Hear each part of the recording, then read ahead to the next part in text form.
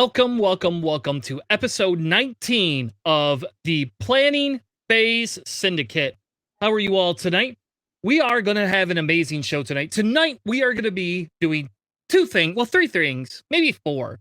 I don't know. At least two things, probably three. But we're going to be having a conversation about the new points, right? Because as episode 19 says, that ship is garbage, but it will do. And it applies not to just some of the points and some of the changes that have happened that we've now been able to mull over and talk through between the three of us for the last 3 or 4 days. We're also going to be talking about 180-degree arcs. And I think it's very important because we saw a lot of changes, but guess who didn't go up? A certain little reptile named Bosk. But I think we're going to be having a conversation about 180 arcs, how they affect the game, and why it might be important in the future for us to start paying a little bit more attention to the ships that have those. But to begin the night, we're going to bring Matt and Charles in. And what we're going to do is we're going to have a conversation about the recent tournament that we just had in person, which I'm still working on editing the video. Sorry, my life has gone to hell with travel these past couple of weeks with work. But we will be talking about the results. So without further ado, let's bring in Matt and Charles. Maybe Charles. Hopefully Charles. There's Charles. There he is. Welcome to the stream, guys. How are you all doing tonight? Hey, doing well. How are you doing? Good. I'm excited to be talking X-Wing, especially because nobody else in my house wants to talk X-Wing. So for me, I have only you three and the people online to talk with. But that's why we're here tonight, to be having a conversation about what the garbage is. Always fun. And now we count as 3 people, just so you know, Charles. I don't know which one he's calling fat, but I'm pretty sure it's me. No, the 3 of us, me, and Charles. Oh, that's what it was. Okay. Got to give you crap. You know how it is. Hey, if you didn't give me shit, you wouldn't be the reigning champion of our most recent championship that we did in person. So just to kind of give everybody a little bit of background, we did have some camera issues. I am working on the videos. Before we do another in-person stream, we will be figuring out what we need to stream live in-person games, which we will be doing at our local here once we figure the camera situation out. But we did a GSP style tournament with me, Matt, Charles, and John, where we kind of did a ban list, a pick your pilot list with a few different rules. And then we got together in person, flew Charles's happy ass all the way up to Michigan, and had a very long in-person day of playing X-Wing. Gave Charles a little bit of a taste of what it means to play in a tournament again, because it's probably been a long time since his ass has played in one. It's been a long time, I think, for everybody. Yeah. Pre-COVID was the last full day tournament that I ever had. I've never had one. This is the longest tournament I've ever played in. Well, but it did give me. I need to figure out a way to condition myself, I guess, if you can, because we got LVO coming up in January, and if we thought 3 games over 6 hours is going to be mentally tough, doing 6 games or more over 10 plus hours. It's going to be ridiculous. So I've got to figure out how I can condition myself to be mentally prepared for that. That's fair. And I think it gave Matt a very good taste in case he wants to get back into in-person tournaments. For a long time, Matt's like, I'm not any good. Don't play, blah, blah, blah. And then Matt wiped the floor with all of us. I don't think wiped the floor is the correct term, but I did win. I did not wipe the floor with anybody. It was a good game for everybody, I think. So I mean, I obviously cheated and moved them around when I needed to, because that was my key to success was I had decided that, like, if it was going to be like close, I'd be like, oh, look, a dog, or hey, look, here's a burger, or, you know, just something to distract people. And what I did was just gently nudge things, so that way I was no longer in arc. And then I also changed out dice to curse dice as much as I possibly could. So I just had a realization. Phil did not leave my items off of my list. Matt showed up before I did and removed them from my list. That's why they weren't there. Yeah. Dang you. Dang you and your scummy ways. I'm very proud of you. I burnt them too. I burnt them. So sorry, Phil. But They what I weren't did is even my I lit a cards. fire quickly in the bathtub of the house there, and we just we did that. So if you ever wondered why I went to the restroom so much, it's not because I drank so much water. He was burning It upgrade is cards. I was just burning cards. Yeah, just slowly. And like as much as I could be distracting to change out dice, I do highly suggest this as a strategy for your tournament. So if you intend to win, I suggest you play dirty. Yeah, Matt had some loaded dice. I think that's dice. the only explanation. Or I maybe changed Matt got mine more out for practice Chris's. in than we did. Yeah, I changed my dice for Chris's dice. If he was wondering why his dice weren't running well, it's because I was like, you know what, let's swap these out, and now hope you enjoy your dice, Chris. Just saying. Now, in fairness, though, let's be honest. When Matt, you and I played our last game, my dice were not bad. Like I did not have bad dice. I may have had one or two whiffs, but none of my dice were bad. Like I actually came pretty close to defeating you, weirdly enough. Really with close, only man. Asajj left on the table. So I mean, my dice were not. I mean, you couldn't do any damage to Asajj. It seemed I couldn't. Yeah. She just said no, thank you. She used the force, man. She was just like, wow. Which I think is a testament to that, to her and what this new meta might be able to curtail. And I'm excited to actually, I don't want to say lesson plan. It's called list building, but I've been working with my sister on school stuff. So we're lesson planning here, right? Anyway, so congratulations, Matt. All is due in order. You went 3-0. Me, John, and Charles all went 1-2. So just so everybody knows what we did to keep this random is, and in fairness, this was all the lists we picked for each other against each other was 100% random. So like a bad matchup wasn't because that's the only time we had that was the end of the tournament when that's the only list we had left. And even then it still was a random, decision. Yeah. So what we did is TTT paired us together. We did round robin, it paired us together. And then on top of that, what we did is we rolled the dice to determine which list we were going to use. And that's what we played with. So, me getting a Nash Swarm, which I'm sad is no longer a thing anymore, against, Charles, against Charles' 3-ship I6 list was a very unlucky thing. Whereas I could have used it against Dash Rendar so much easier in the first game. That would have been so much better. That Dash Rendar was... I will go on record and say that my win was against John. So I had a very large moral victory during the tournament. So John was 2-1, wasn't he? Yep. Or did everybody go 2-1? No, John was 1-2. Yeah. Everybody was 1-2, huh? Oh yeah, no, yeah, that's everybody right. Because I beat John. Okay, sorry. Yeah. Yep. John so everybody beat was 1-2. Oh my. I beat Charles and Charles beat John. And nobody beat Matt. Nobody beat Matt. Got lucky and got good matchups there. Yes. So what we are in the phase of planning another tournament type style that the 4 of us will participate in. We are not GSP, so we do not have the ability to run a tournament with like 50, 60 people. If you want to play with us, you could join us on Thursday nights at 7:30 p.m. Eastern. And yes, I'm still working on my Google Doc, but I will have that up this week, I promise. And you guys you all can sign up, and it'll be a thing. You can play against one of us or against each other. And don't forget we take guest commentation too. I mean, people don't realize that too. If you want to try your chops of what we do, give it a shot, please, because fresh meat. No, I'm just joking.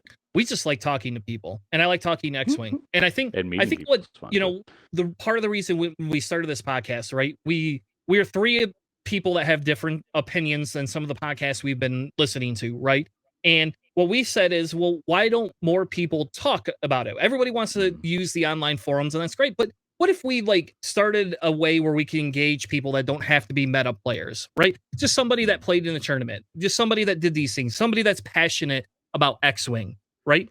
That's really what our goal is. And so extra commentation by anybody that wants to, we'll have that in there. I just ask that you have the ability to be on TTT and join our room, as well as my audio room at the same time. And so you can't have 100 million kids screaming in the background or a bar going on or a coffee shop. But if you are in a decently quiet area, you can join us. So, Charles, do you have any thoughts on the tournament before we move on? No, Or Matt? it was a wonderful time. it Big was a good thanks goes out to Phil for the last minute Yes. changes and being Oh, able to God, host yes. us in his basement, providing us amazing food on the fly, making sure we were able to stay hydrated and enjoy the weather, and also for hosting me it being my hotel for the weekend. Right. Very big thanks go out to Phil and taking care of us. We really appreciate it. Yeah, echoed from me here. It's very, very kind and very, very hard sometimes to open an entire floor of your house to do that. And he did. So, and we played he a did, lot of for sure. X-Wing. We even played an epic tournament, or not tournament, but an epic game beforehand, which I found out I only lost by 2 points. And that was a really close game. So if you haven't played Epic, it's definitely worth it. And I have it. It's going to be on our schedule to play coming up here pretty shortly. So I think that was the only time I've ever heard Phil's wife do like a correction of language. Was when you found out you lost by 2 points and became the Chris we all know and love. Well, okay, so let's give a little history. I did not know the swearing rule. Oh, It's there's not necessarily a in-house. rule. It's just being aware of volume is I- really what it boils down to. gotcha. I suppose. In my house, you say as long as you don't swear at somebody, you can swear. Like we don't have rules like that. Like, yeah, it's weird if the younger kids do swear, but I mean, in fairness, I have corrected a lot less in terms of that. I'm more concerned with the verbiage that they're doing to each other, than anything else. But that's just my house. I did not realize that, and in fairness, we just lost Matt. And in fairness, I did scream the F word, because I couldn't believe I lost by 2 points.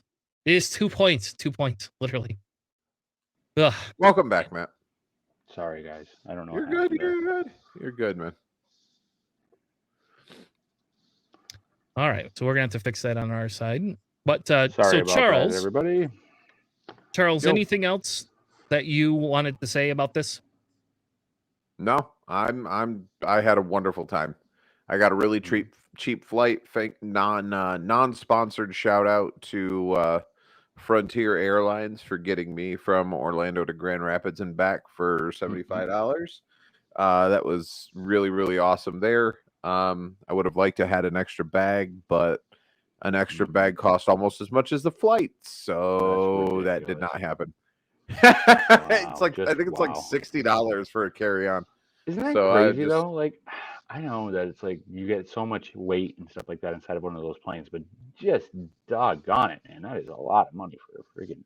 Phil did just let me know that I one left my swimsuit up there. That was fun. So So that's a lot to mail back as a swimsuit. yeah, fair.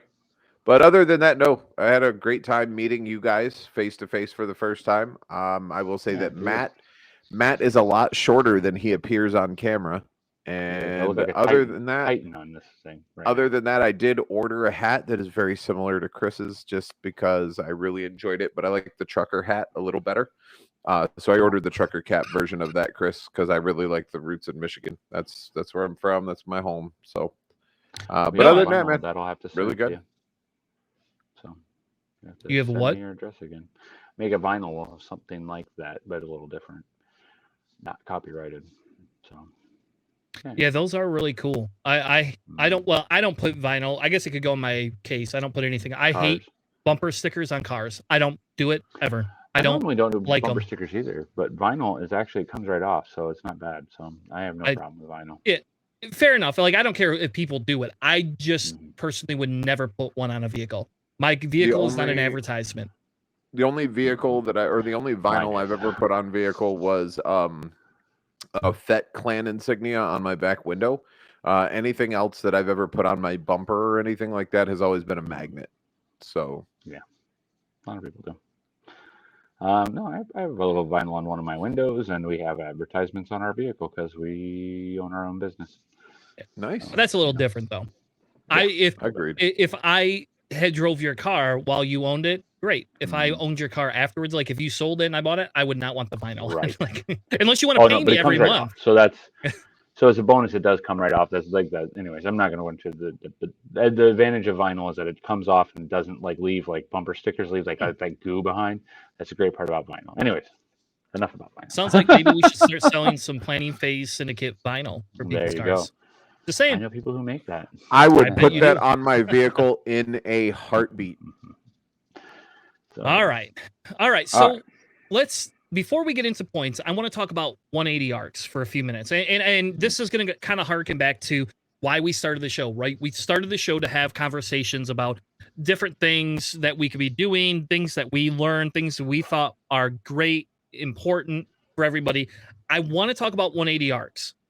So, Charles, I'm going to let you kick this off because you've been the person that has been in the game the longest, right? Sure. Two questions I have. One is 180 arcs always been a thing that's been in 1.0 and 2.0, right? The second question, kind of the more elaborate type thing is explain how they changed from 1.0 to 2.0 if they existed, and if they didn't, explain how they may have changed some of that meta style by moving to 2.0. Sure. So there's two kinds. First and foremost, of 180 arcs. There are the 180 arcs that are split 180s, meaning that you've got 90-degree out the front, 90-degree out the back, or 90-degree out the left and right. And then you have your solidified 180s, which are like the Wookiee gunship, the YV-666, and the HMP. I think are the only three ships that have the full frontal 180 arc. They did exist in 1.0, but the only ship that had one in 1.0 was the YV-666, because the Wookiee gunship didn't come into play until really late in 1.0. And there were no HMPs until 2.0. So for a large portion, the YV-666 was the only ship that had it. And in 1.0, you could put an engine upgrade on a YV-666. You could do a 3 hard and a boost with a large base ship. And it really helped your maneuverability to be able to turn around. As far as 180 goes, it's always kind of been the same. The turrets changed a lot between 1.0 and 2.0. But largely the 180 arc is the same. It hasn't really changed that much between 1.0 and 2.0. The chat is welcome to call me out on that, but I'm reasonably certain that the YV-666, the YV-666 flew the same in 1.0 that it did in 2.0. Just had the ability to have a boost action rather than just being the hard 3-turn. Which is crazy. I can't even imagine being able to boost with that ship. Can you like? So Oh the my thing God. is in 2.0 you have the death spiral, right? When somebody starts getting behind, you just kind of do the 3 hard turn, just going in a circle until they kill you, hopefully getting some shots in. Having the ability to do the 3 hard and then an extra like 27-degree boost when you have a 180-degree front arc is ridiculous. And when it got play, the YV-666, that was like the staple. The one that you stapled to the card was engine upgrade on it. I ran a list that I've tried to revamp a couple of times in 2.0, but it never really works out. But triple party bus, because it had so many crew slots and gunner slots available, that you would just take 3 YV-666 with the generic pilots, and then fill all of the crew slots as much as you could, and then throw engine upgrade on all 3 of them and just kind of fly them in a circle so they covered the back half of each other. And do that, because that's just a lot of hull to get through, especially with 3 YV-666s. But other than that, not too horrible. All right, fair enough. So I think that was because for me that was a big thing, right? Because I think 180 arcs are a big deal, in my opinion. Right? I actually think it's a big deal for time on target. If you look at fire sprays, right? Fire sprays allows you to shoot front and back, not out of the sides. You can't spin it. You have your YT 1300s. They can shoot side to side, front to back. They kind of have that variable. Bosk just says, if you're in my front, screw you. HMPs are the same way. They're just smaller base. And the type Wookiees, thing. baby. Yeah. No I mean, can you Wookiees, baby. imagine if Bosk had a cannon slots on them so you could have sync laser cannons? Oh man, that'd be disgusting. He has to have I- double. Doesn't Double, he have yeah. a cannon slot? Not two of them. I believe Bosk has a cannon slot, but he But not doesn't have two, though. two. Yeah, Because you can all put right. auto blasters on Bosk and you can do anything else, just not enough for sync laser. Does Yes. he still though? That's a real question. No, that's getting for later. I don't know. Damn it, Matt. Now I'm gonna have to look. Damn it. All right, we will be looking at that because that is interesting. So It's not something that they highlighted. So, anyways. So when we talk about, the power of the game, the power of the meta, the power of all these other things, and we talk about these things, right? To me, one of the big things that I see is that 180 arc, right?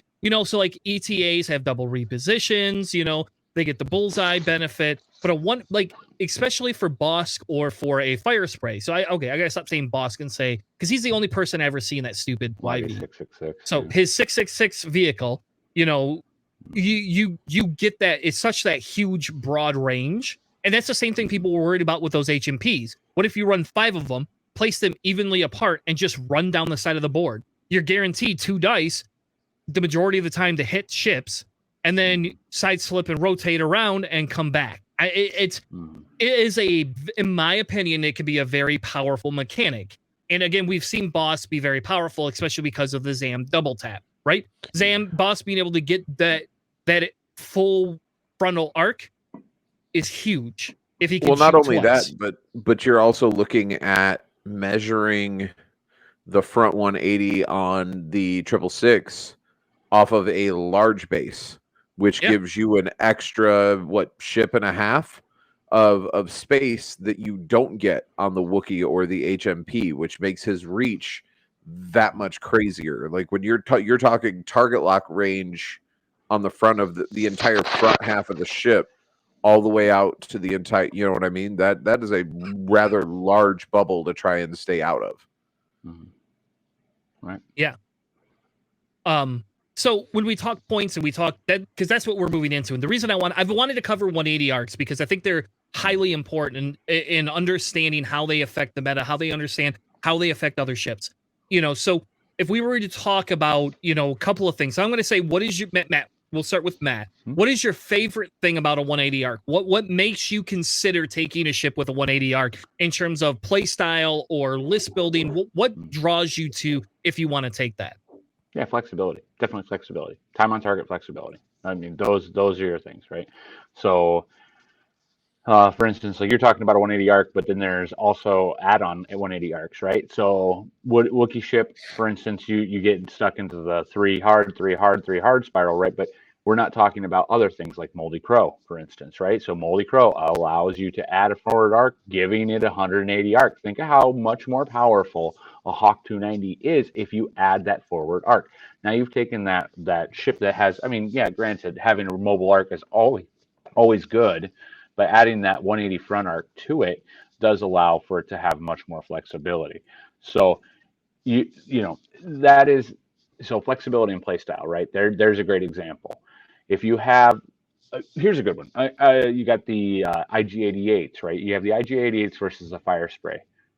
IG-88s versus fire spray. You'll see the IG-88s do like sloops and lots of like these crazy turnarounds, hyper aggressive kind of, I'm coming at you, bro, right?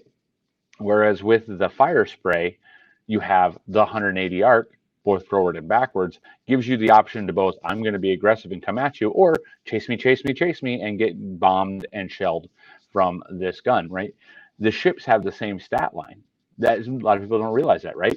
You got 3 attack dice, you got 2 agility, you got the same number of shields, I believe, and the same hull value, right? But how much different do people play the IG-88 versus like and I don't even remember, what is this called? I don't remember the whole platform. It's not Star Viper, something like that. Anyways, so Nemesis, is it Nemesis about the class? aggressor. The aggressor. Aggressor. Oh, the aggressor. Okay. Yeah, so the aggressor versus the fire spray, right? So those are 2 ships. The one difference between those 2 ships, other than the title, obviously, is just the one that one of them has 180 arc, and one of them has just the forward fixed arc. And think about how much differently they're played. So I don't know. That to me is kind of like a microcosm. You know what I mean? Like everything in a nutshell, if you will. Charles, how about you? In reference to what makes me choose a 180 arc? Yeah, what's in it for you? Like, do you like if you're going to choose one?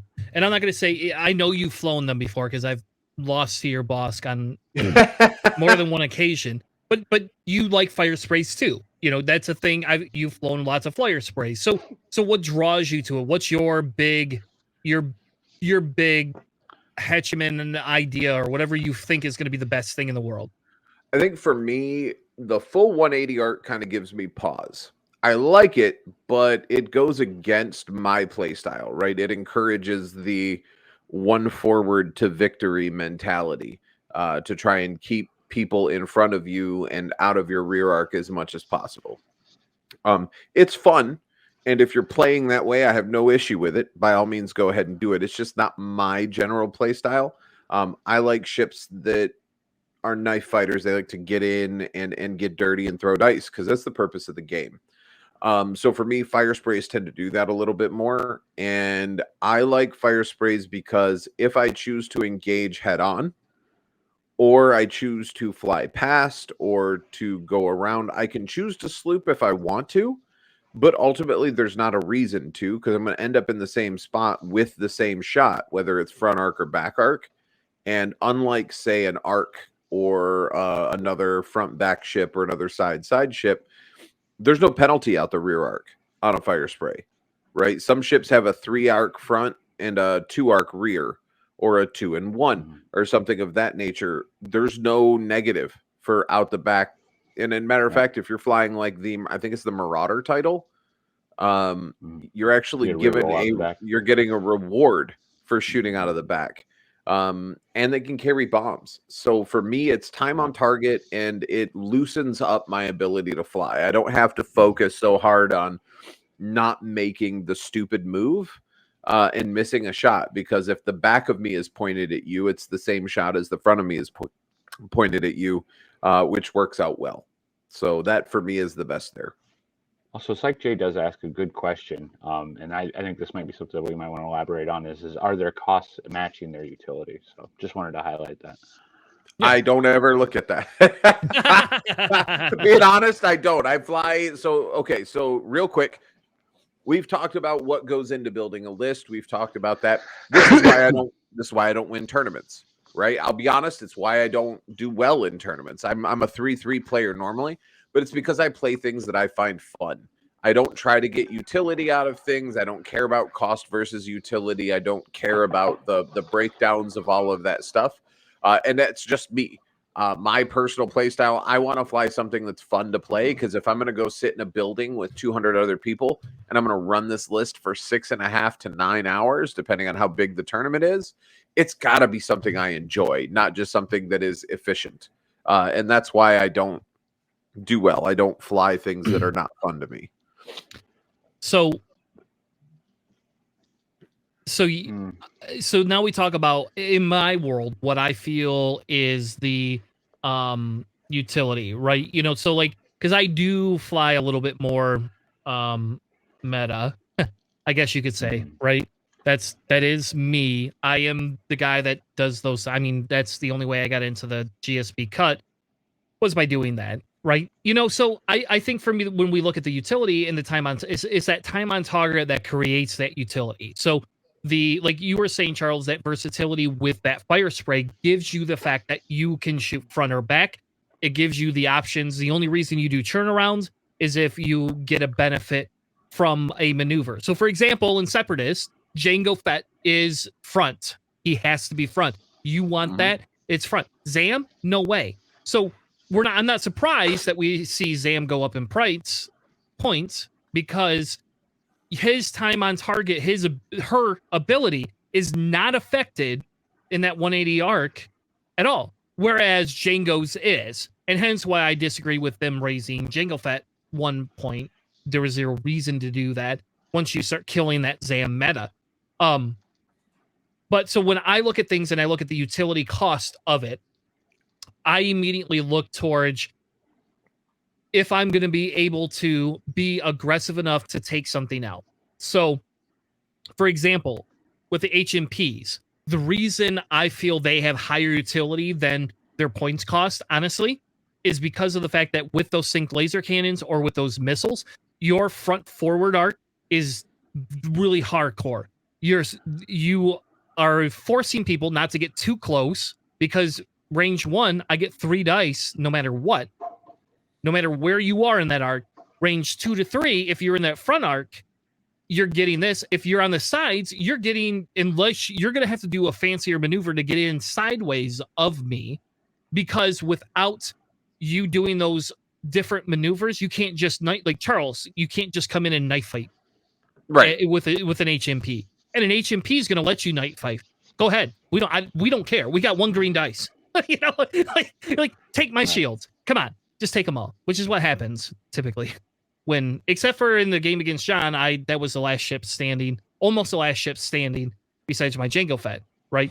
But for me, you're right, the utility aspect of it, and when I consider which of those ships are, that's how I see the things. I would fly Bosk typically over a Boba Fett, just in terms of the fact of how they work for that utility cost. Because to me, it creates a larger deficit to say, come at me. It makes you think twice which one you're going to come after. And I guess I've never played against 3 triple YV6s. I'm hoping the points are high enough. We never have to see that, because that just would built be one. crazy. Okay. I'd say Thanks, Charles. You can. Yeah. Is it hyperspace or extended? It's that's a good Yes. question. Hold on. Yes. Yeah. So what I built, I just messing around, right? There's no thought process into this whatsoever. No, Trandoshan is not allowed, but you can do Bosk, Moralo, and you can. They all fit. Okay. So I did 3 Trandoshan slavers. Hyperspace. No, because they're not hyperspace legal, because they're apparently scum is not allowed to have generic pilots in hyperspace. But I've got Zuckuss, Forlom, Bosk, so crew gunner, Tobias Beckett, Boba Fett, Greedo, and then 000, Lats Razi, and Dengar. And I'm still at 186 out of 200. So there's still enough points on the board that I have 14 available points to split between 3 ships for other upgrades other than 2 crew slots and gunner on each ship. And yeah, Syke asked a question, and I did kind of want to highlight it. So this kind of, to me, is kind of a thing too. So he asked, and it's a really good one. So do 3 aggressors trump 2 fire sprays? Or is it vice versa, right? So points, I think you can get 3 aggressors into a team, which they do share their pilot skill, which is very useful. But for instance, you can get a Boba Eamon into fire sprays, and you can have them loaded out with that. So I think it really comes down to, because we're asking about, well, is one better than the other? Well, one's more expensive than the other, right? So a lot of it would come down to pilot skill, and I think that there is, in general, as a general, and I'm not sure what the other guys agree with me, but I think that in general we are seeing points that are kind of attuned to their utility, right? If a ship is more utilized, does have more utility, does have more abilities, we are seeing the points increase, and it does have a higher point rate. I'm happy to see the IGs starting to come down as we're talking about points changes, but still, they're not cheap because they are useful with one another. So I think to answer your question, Syke, that there is added utility, but because there is added utility, you're also seeing added cost. I'm not sure if you guys agree. Yeah. No, I do agree, actually, with you, Matt. And I think, and again, I think it goes back to that play style too, to some extent. Some people would rather have the variability to be able to have one ship blown away and still have something to still win the game with. Though I would argue if you don't blow Boba away, Boba still can win games. And maybe this is kind of a good segue into the next segment, because Boba went down in price. Segue. But in fairness, do either of you have anything else about 180 arcs before we move on to points? Nope. Okay. I like them. They're fun. I agree. And they're useful and have a lot of utility. They do. Lots of utility. All right. And, so let's. And Multi-Crow tells you 16 points worth, and we're done. Hey, and it's all because of frickin' Torkel Mux. If you dump Torkel Mux, then we could lower that Moldy Crow price right down. So 1 Just point, and drop Chris it. wouldn't care. No. I would just like to. No, I would no. just like to point out. I would just like to point out the list that I beat John. John was flying Torkoal Mux. Just That's 'cause you have saying. so much fucking experience with it. It's because you cheated, Charles. You do understand. Oh, fair enough. You're I right. believe it's the only way to beat Torkoal Mux is to cheat, because Torkoal Mux in and of itself is cheating. I've asked my friend Chris. He's told me that multiple times. Ha, buddy. All right. You're not. You definitely don't look like Jabba. No, I know. You Jabba Novata. I am definitely fatter than you are. So, all right. Let's move on to points. Boom. There we go. Boom. Next segment. Points. So, let me be honest. The worst part about these points dropping on Thursday when they did, I was actually stuck in all these meetings. Was having to work Thursday afternoon, and I got Charles and John in our group chat just going back and forth, and it's like, damn it, shut the fuck up. I can't even Google what you're doing right now. I can't even bring it up because I got all these stupid meetings. All right. Anyway, so we're not gonna go over every single bloody point. I don't think. Maybe we will. I don't know. We moved through those segments pretty fast, so maybe we will. I don't know. Maybe we'll go through all the points, because I think there is a lot of changes, and we are only 4 minutes in, so we might be able to get through quite a few of these different points. So we got to talk about. Yes.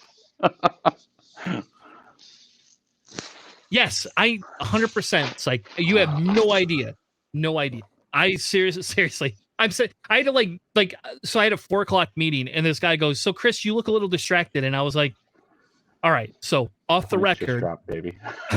Points for this board game, this miniatures board game I played, just dropped, and it's really hard to concentrate because I've got everybody messaging me their thoughts and opinions, and I haven't even had time to look at the document. He's like, "All right, so I'm going to take a 5-minute bathroom break. I'll be back, but we really got to get the meeting going in 5 minutes." And he literally got up and walked away.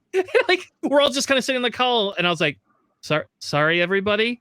I guess everybody gets 5 minutes," and everybody's cursing me out because it's 4:00 and they just want to be done for the day. But so you're a better human being than I am, because I probably would have just lost internet when points dropped. All right, I didn't think about that, so that's a good point. Maybe that will have to happen in the future. Just kidding. Oh no, I my actually take my internet work went seriously. down. What? I said, "Oh no, my internet went down right about the time that I needed to do something other than work." Darn. All right. So we're gonna do something a little different. What I want to do is we're gonna go over new cards, our takes on some of the new cards first. Then what we'll do is we will go through and actually talk about some of the other changes. Is that fair to both of you? Let's talk about the new cards and their points, and then kind of come back to some of the bigger changes. And I know, Matt's kind of excited. Matt's a Resistance player, so some. Okay. Well, I play all of them, so you're gonna be a Resistance player. You're gonna be a Resistance player because it pisses John off. To be fair, I always have struggled with beating John. So yes, you I guess. have found his Achilles heel. Yeah, apparently. I've never heard a guy complain so much about things. I will tell you that John is not normally nothing phases the dude. He's completely right on and just straightforward. All we go. Don't worry about this, and has no problem. Even when his dice are completely dog crap, he won't be. No, it's not the dice. Doesn't matter. But man, I'll tell you what. You roll Resistance on the other side, and he is not a fan. So there you go. Anybody playing John in a tournament? All right. Shout out to John. So can we do that? That's what we can do. So let's. Do you guys want to start with the ship points or upgrade points first? Let's do upgrade points, because upgrade points kind of cross the board. They're not faction specific. Whereas if we get ships, then we've got to go through 5, 6 different. What we got? 1, 2, 3, 7 factions. Okay, yeah. That works for me. All right. So what I'm going to do? I suck at this. I'm going to be. You'll have to forgive me. I'm going to play dual host here, and I'm going to. Thank you for the follow, Boozy. I'm going to bring up the cards if we need to as we talk about them. Okay. Sounds good to me. Watchful Astromech is the first new card, and I guess 2 I don't points. remember us covering this card, so that's how unimpactful it is to Yeah. me. And it essentially It might is not have been. To be fair, it might not have been like previewed. This might be one of the cards where Could they not have didn't been, yeah. release this ahead of time. okay. And it might not have. I just don't remember this card, but I don't know. We've only done 19 episodes. You'd think I could remember this shit. But anyway, so this astromech comes in 2 points, so it's very similar to your, R2, Interesting.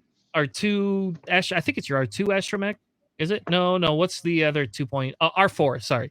R4. But essentially, it's after you perform a reload action or a rotate action. If you're in an enemy's firing arc, you can perform a reg calculate. I don't see this as very great. 2 points seems too high to me, personally. Just my opinion. I don't know. With the new Resistance Y-Wings dropping and there being a lot of munitions-based attacks and abilities, being able to trigger whatever your pilot ability is from reloading or rotating an arc and being able to take a stress to get a calculate for a defensive or offensive shot, not horrible. I don't think it's horrible. I mean, if we look at Guri, right? Guri, if she's at range 1 of somebody and in their arc, or no, if she's just at range 1, she gets a free focus. So taking a stress and then using, say, Goji to throw that stress somewhere else, or using some ability that allows you to spend the stress to get the calculate, I don't think it's bad. 2 points seems fair. And it comes in the Resistance Y-Wing pack, so that makes sense why it would be there. I don't see it getting a lot of play because there's not a lot of reload and rotate meta. But as we will talk about later, my mindset when I look at things is not necessarily how to break the game with it. So maybe there is some card that after you complete a maneuver. Isn't there a card that you could rotate your arc after you successfully complete a maneuver? Because if you did that with this astromech on it, then it's not your action. So could you take your action, then rotate your arc, and then do the red? Maybe. Well, we'll see when we get to those cards. I don't know. know. Activity chains. Yeah, we'll see. Because if it is, chain wise, I don't think they go in at the same time anyway. It's your order. It's order of operation. So we would have to look at that. But you're probably right. It probably would work. The next card is Compassion. Oh, okay. I think Compassion is a pretty good card. And for 1 point, I think it's a pretty good card. So before a friendly ship at range 0 to 2 would be dealt a face-up pilot or a crew damage card, you can spend a force. If you do, the damage card is discarded instead, and you are dealt 1 face-down damage card. Then you can recover your 2 force. I think for 1 point, this is great. I'm a little confused on where you're going to use it because how many? I mean, maybe Rey. Yeah. Maybe or you could Leia. See that. What is the requirement? Light side. Okay. Light side. Leia and the Falcon will be kind of cool to have that. I'd check it on Yoda. Rey and the Falcon. Lots of force and fat hit points on those Falcons. So. But is it really so stupid? Question: is Asajj light side on the scum, no, or is she dark side on the scum? I don't know. Let's look it up. Well, I don't know how you say it. I'm pretty sure. How do you spell Asajj? Scum, I don't know. Scum and villainy. ASH. Oh, it's not going to be on here. Something. Sorry. I'll have to go to the actual thing. Kanan is considered light side, just so you know. So if anybody's asking about that one in a second. Oh, let's see here. Asajj does not specify. Where is she at? Asajj Ventress. Lancer class dark pursuit side. Craft. It says dark side. Okay. Bounty Hunter dark side. Yeah. So no. Makes sense. She should be. So that's too bad though. But yeah, so basically a fat ship with lots of hit points. Sounds good. All right. Rey would be kind of cool. So that's what I was thinking. Maybe Rey or a Leia. Those are the ones. Kanan VCX. Yep, that makes sense. Those are really the only ones that's really going to be able to put it up because you've got to have. Put it on Yoda. Yoda can't take a damage. Damn it! He's only got 3 health. Where are you gonna put it? Yeah, right. He's gonna die. Yeah, no, you and can't. It's a force upgrade too, isn't it? Mm-hmm. It's a force upgrade. Yeah. Yeah, so Yep. unfortunately that doesn't work there. Yeah. Yeah, so you Malice can't put it will. on a lat. Yeah, and you're not going to be able to put it on Scimitar either. So yeah. No. Malice is next. Malice comes in at 6 bloody points. 6 points. So while you perform an attack, you may spend 1 force to change a eyeball or a hit to a crit. If you do after you perform that attack, if the defender was dealt 1 or more face-up pilot or ship cards, you can recover 2 force. So we're gonna ignore the second part because it doesn't that's less consequential. It's that first part where you get to spend a force to change that. So essentially, isn't that's fifth brother, right? Yep. It's And a this crit is 6 bot. points. Yep. Yeah. It's a fifth brother and a crit bot. Yep. Whichever one you want to go with. Yeah. The only difference is you don't get an extra force, but you can use your force. You know who I want to use this on? Asajj. Vader. Asajj. Ooh, Asajj. Vader's good too. Okay, nope, I take that back. Vader. Defender Vader. Yeah, Nah, Defender you Vader can't would be do good. that. I don't. Can you? Yeah, you can. It's, Oh, it's man, when damn you it. perform an attack. You Yeah, can it's spend an Vader's attack. defense on attacks. Yep. You sure can. And he went down 3 2. points. You could. So that's 2 force you get to spend. Then you could put hate. Oh, you can't put hate on him then. Then you can't have No. hate though. No, So- can't have 8. But this recovers 2 force anyways if That's you true. know, the All right. card or whatever. Defender hater or and Vader went down in points. Spoiler alert. So Kylo Something Whisper else- with crack shot. Yep. Something else you need to think about as well is any ship that you can put a force upgrade on that you can also equip Maul to. Because it doesn't Ooh. matter. Anybody that has Maul in a crew slot can fly dark side abilities. So you could have that's well, no, not true. a Ray, No. but you could have yeah. but they have to It's- have a force slot. They have to have run a force this. slot too. That's though, what I'm Charles. saying. So if you had a force pilot that you could put Maul on as crew, you could Kanan. then give a dark side. Yep. Kanan and You the could Hawk fly of the VCX. Kanan. Yep. Kanan and the That Hawk would be interesting. with Maul as a crew, and then put Malice as your force ability. Oh, That is an impressive Hawk Does to the be able Hawk to have? change. Does the Hawk have a whatever you call it, a cannon slot too? Because that would be interesting. They, I believe it does. I don't know if they do it. All or right. not. One So we're gonna- moment. Ezra shuttle medal. I'm going right there. Charles can look at it. Go ahead. I'm going right now. So Maul with Moldy Crow and throw Kanan, Jarrus. And then you can throw what is it? Malice. That's what we were Malice. looking at. Yep. So that's a It's, 74-point Kanan with Moldy with Moldy Crow. If you take Moldy Crow off, Maul and Malice on Kanan is 58. my There is God. no Way cannon zero. slot, but you still have payload, illicit, and mod slots. That'd be weird. That'd be very weird.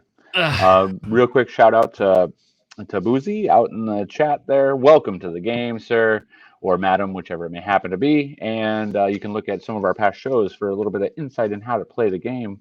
And welcome. Sorry. Ezra shuttle meta. Nope. Ezra Stop. shuttle meta. No Ezra. There's no Ezra shuttle meta. It'll never happen. I don't care what you say. All right, moving on. No. Shattering shot. While you perform an attack, the attack is obstructed by an obstacle, or the defender is at range 0 of an obstacle. You may spend a force to add 1 eyeball result.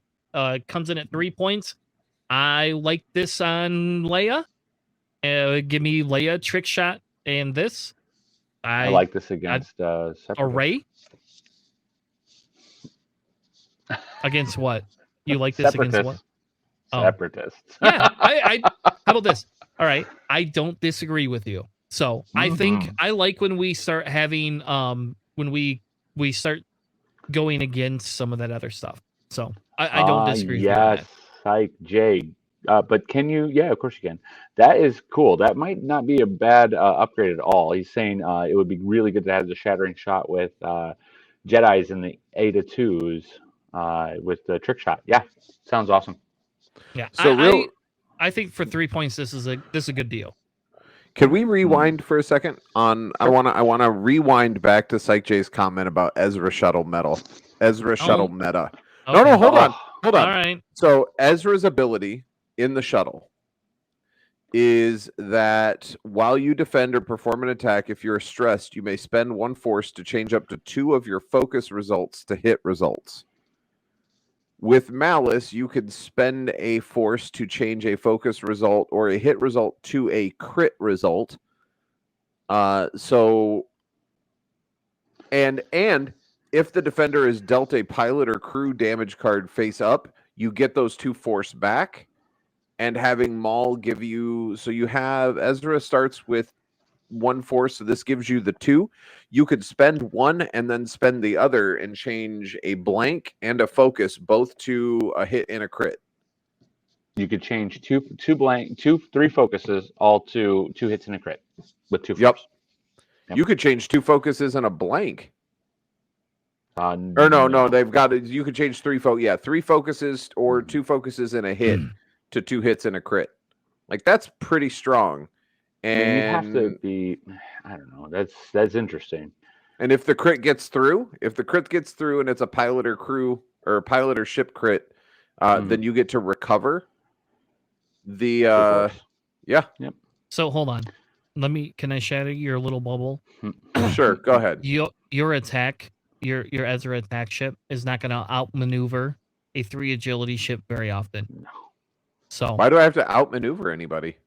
Yeah, he's just talking about blapping it in the face. But it is only an I3, and that's a lot of points on an I3. I mean, it's a 4 hit point ship, though it does have 2 agility, but it's only backed up by 2 agility, Charles. I mean, it would be really cool, really fun, but that's a ship that's going to die horribly in a fireball. You're probably not wrong, but it'd still be fun to do it. And once people know what that does, guess what the first thing they're going to do? Oh, Blap. Hey, Ezra, bye-bye. You get 1 time. Hey, look, I'm frickin' Boba Fett.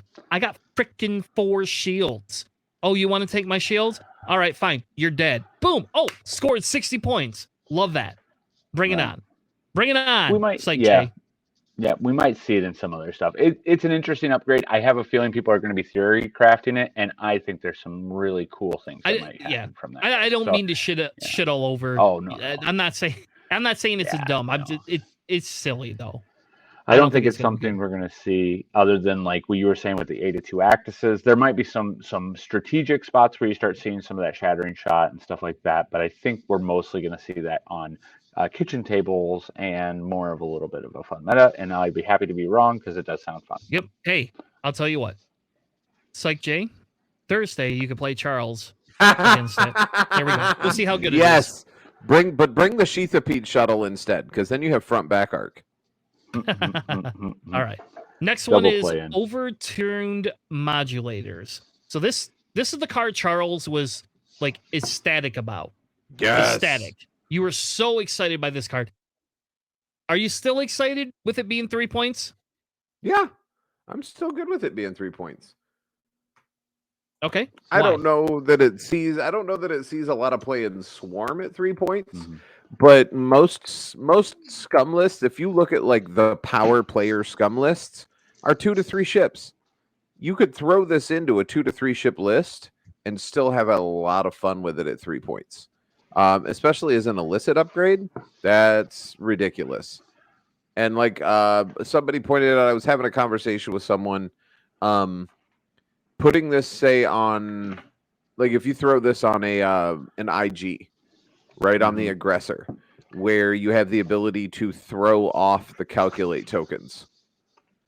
As long as you're not removing anything during the end phase, there's no punishment here. And then you use Jabba, which, and I'll talk about this later, went up in points for absolutely pretty sure that's why it went up. Just so reason. That's it right there. That's it. Just so you know. But still, you use Jabba or you use Cutthroat, both of which went up in points, in order to replenish that charge and do it again. But if you can pass off those calculates to other ships that don't have the overtune modulator on it, then there's no negative effect. You spend your charge if you're not stressed to gain 3 calculates that you can pass somewhere else. So if you look at like if you look at an aggressor, they have the droid brain. So during the system phase, you spend this charge, get 3 calculates, you do your maneuver, take your calculate action, get 2 calculates. You now have a ship that has 5 calculates with an ability It's to a pass droid. it to each other. It's a Trade Federation droid, but bigger. Yeah, pretty much, yeah. But he has to give them away, or else he's going to end up with big problems. Hello, Lucy. He's going to end up with really big problems. So I don't know. I think that you're right. I was going to say, are there any Well, shared let's calculate ships that maybe have I- it in I got one. separatists? I was going I to got say one. that's what I was going to say. It's the I got one. separatists that I'd be worried about. But I Go don't know for that the aggressor hits a big problem here. Even if he can't get rid of all of them. He gets a crap ton of strain, but an aggressor is a 3 agility large base ship. So you take it from a 3 agility large base ship to a normal large base ship, which is a 2 agility. Like, Right. I'm still not upset, and I can still take actions. I can still do flip-flop maneuvers. I can still do stuff. And as long as someone else can take calculates, they can pass them to me through the droid ability. There's no real downside on the aggressor with this. I actually don't disagree. I see this working very well in SEPs because we have Kraken. Yeah. Kraken just lets you keep the calculates. You just get to keep them. You just keep them. Yeah. Like you don't have to worry about Gamut this. key. Gamut key. Yeah. I mean, Yeah. in Separatists, that's not a this bad has true. no That's very true. downside. So How many ships though can take this ship? It's just one. Is it just the HMP, right? Just the humps? No, I no, think no. the fire Kraken? spray has no, the fire no, spray. no. Fire. Just a fire spray. Yeah, they're the only ones that has the illicit, I think. Gotcha. You know who else this works really good well for? I think this works well for Y1300s as well because they got 1 agility. They don't give a poop about strain. Oh no, I don't get to roll my 1 Right. dice. Woo! Right. Who cares? Right. I Could don't be know, Han Solo. Yeah, Han Solo. I think this is a good card still. I think this is going to be a sleeper that nobody's talking about this, in my opinion. Right. I could be wrong, but I don't think anybody's really talking quite a bit about this. So I will be excited to see this. I will be excited to see what comes up or what comes of this personally. I will say I do think that I agree that it might be a sleeper, but I think that they're preparing for this with the increase in points. There's a reason why that all happened, and a lot of people may not be talking about it too much. But I really do think that we are going to. There's a reason why all those things were modified in there. So keep an eye on it. I think that might be a problem. Maybe. Yeah.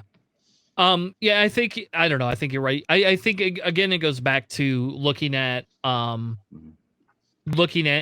talking through what you can use it with, because Cutthroat went up in price. Spoiler alert, if you didn't know. And I think that's important because Cutthroat allows you to replenish these things like you wouldn't believe, you know. Yeah. Jabba allows you to replenish these things like you wouldn't believe. So I don't know. I don't know. All right. Next one is Electro Chafing of the Balls Missiles. Nice. Came in at 4 points. You have to have a missile and a bomb slot, but you've been soiled. All right. A good one, Boozy. Spoiled. Sorry. I thought it said soiled. Never mind. Ignore me. I've been drinking. So this missile comes in at 4 points. It's a 1 charge.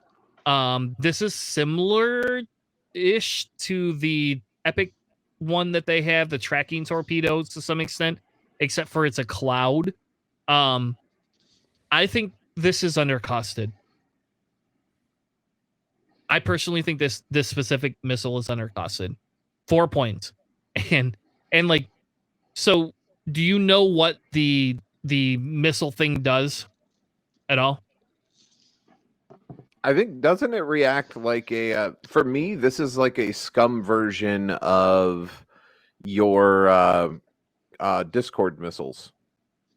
Only they don't latch onto a ship. It's like a jam. It acts like a jam, as I recall. Right, Chris? Mm-hmm. Yeah, I'm pretty sure it jams.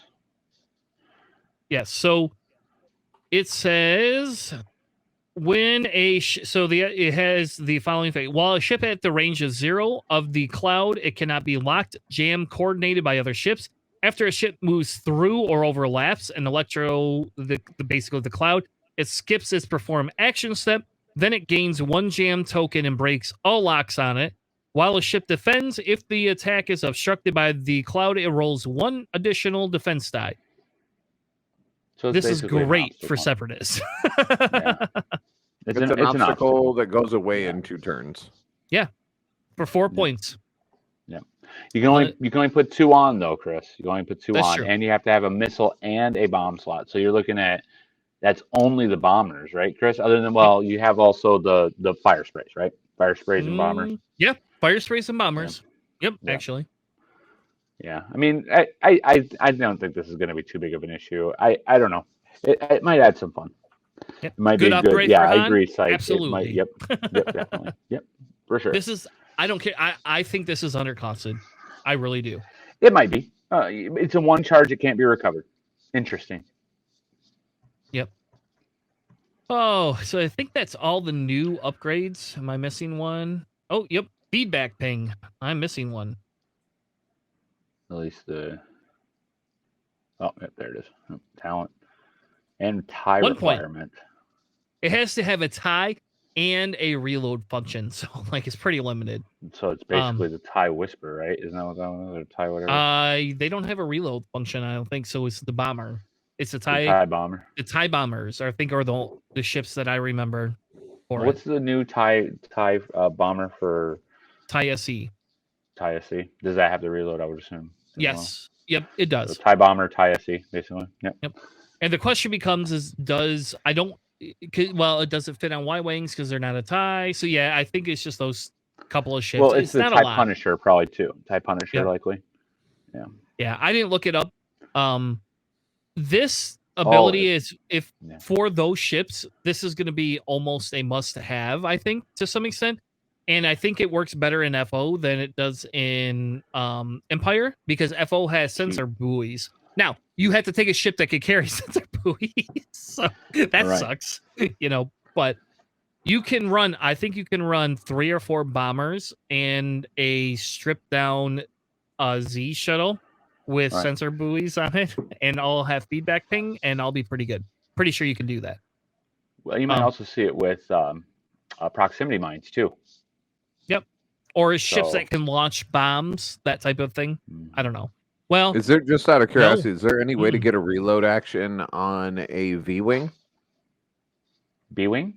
No, V. V like victory. Ooh, that's a good question, Charles. I don't think so, but we can check. The only reason I ask is the way my brain works, the V-wing ignores tie requirements on upgrade cards, and this is a tie requirement upgrade card. Yeah. So if there was a way to put... Does Besh add the whatever it is? There's the 2 configurations. Does the one add whatever? It adds a bomb slot, but it doesn't give you a reload.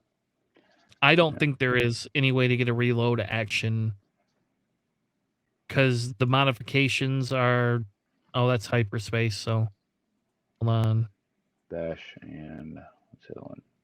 Esk, I think it is. Best, and neither of those work. I don't think so. There we go. Unless an astromech does. There you go. It would be an... Ooh, watchful astromech. Hold on. No, just after you perform it. Yep. So if there's an astromech that does that gives you a reload action, then yes. I don't think there is, though. I mean, I know that I can see the title for the fire spray adds it, but that's not going to help out that. So. No. Oh, by the way, I have a 4 B-wing squad I want to run against one of you. 4 V-wing or B-wing? V-wing. I've not seen many of them on the table. It'd be interesting to see out there. 6 of them. Anyway. 6 of them? Yeah. I do. On to the new droid meta or on the new Swarm meta for Chris. No. Really? Did they increase the points of all your favorite? No, we're going to get to that in a minute. No. Yeah. No, I'm actually very happy to some extent, except for Django. Django's the one issue I have in Separatists. Yeah, I suppose. I can understand that. All right, so that's all of the upgrades. Oh, I guess we could quickly hit. So we're going to have to go quick on some of these. we're starting to get through the. Yep. So we have the SE bombers come in at 36, 35, 32, 36, 32, and 31. So the most expensive bomber is 36 points. I think those are all fairly costed, personally. Probably. We don't need to go through each of their. They're so close cost wise. I don't think we need to go through abilities. So the max is 6. Just so everybody's there. 6 is your max. Yep, I know, because I had to order more packs. I've got at least almost a year before I have to order anything new. Yeah, that's probably true. Well, too. Your son plays FO. Maybe you should get FO. Anyway, all right, well, moving on. Then we go to the TIE Whispers, and here's the most interesting thing about those, right? The TIE Whisper, the points on these things are crazy, right? They're crazy high. And that's because they made the text slot free. So you can put jamming Shuidan for 0 points. 0. Yep. 0 points. Yeah. But so that's going to be just strapped on. Your Kylo, it's strapped. It's going to be. They are guaranteed. If you fly these ships, you're flying a jamming suite. No question. Mm-hmm. There's not even any question in this. Mm-hmm. So I mean, but hold on. Let's look at the other upgrade that specifies jam. Right? Like, let's be realistic. The jamming beam has been a joke upgrade in most metas because it's a 0 point upgrade that you can just staple into a cannon shot on the off chance that you might use it. So why not make the jamming suite also 0 points? Okay. I will explain why. There's a difference. There's a huge difference, Charles. The first is the jamming beam is an attack. It's not like an action you take. It's that you are giving your attack up to jam somebody. Now, I think that if you had a ship that was worth 20 points that could jam at, higher than your other initiatives, that giving up that one shot would be pretty good. And I think that is something people don't use enough of, right? The problem I have is that my Kylo Ren is going to take a jam target lock, jam boost, jam barrel roll action. You're getting jam. I'm going to take it. And the other issue I have is that Kylo that comes in at 63. I'm sorry. That Whisper is not that good. That extra force point is not that good. That we're going to cost him almost the same as a silencer. It's just not. I don't care what anyone says. Yeah. And for the cost, your lowest one is the Red Fury Zealot at 44. I still could take interceptors cheaper, and the only difference is I'm getting 2 shields. Is the only difference. And if I want 3 dice, I have to have a bullseye shot. My Jedis have force and can take calibrated targeting thing for like 40 points. This is more money. So, no. Jamming is good, and you're all going to get jammed like a motherfucker. This is the jam meta.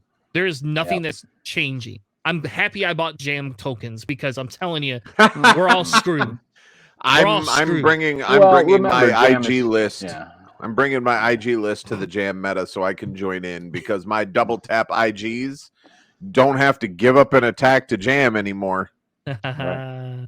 Well, and do remember, you do have to jam 0 to 1 and also bullseye to 2. So just a reiteration of the rule. Not with jamming beam. It's not jamming beam is up to range jamming 3. Beam is different. We're not talking about jamming beam.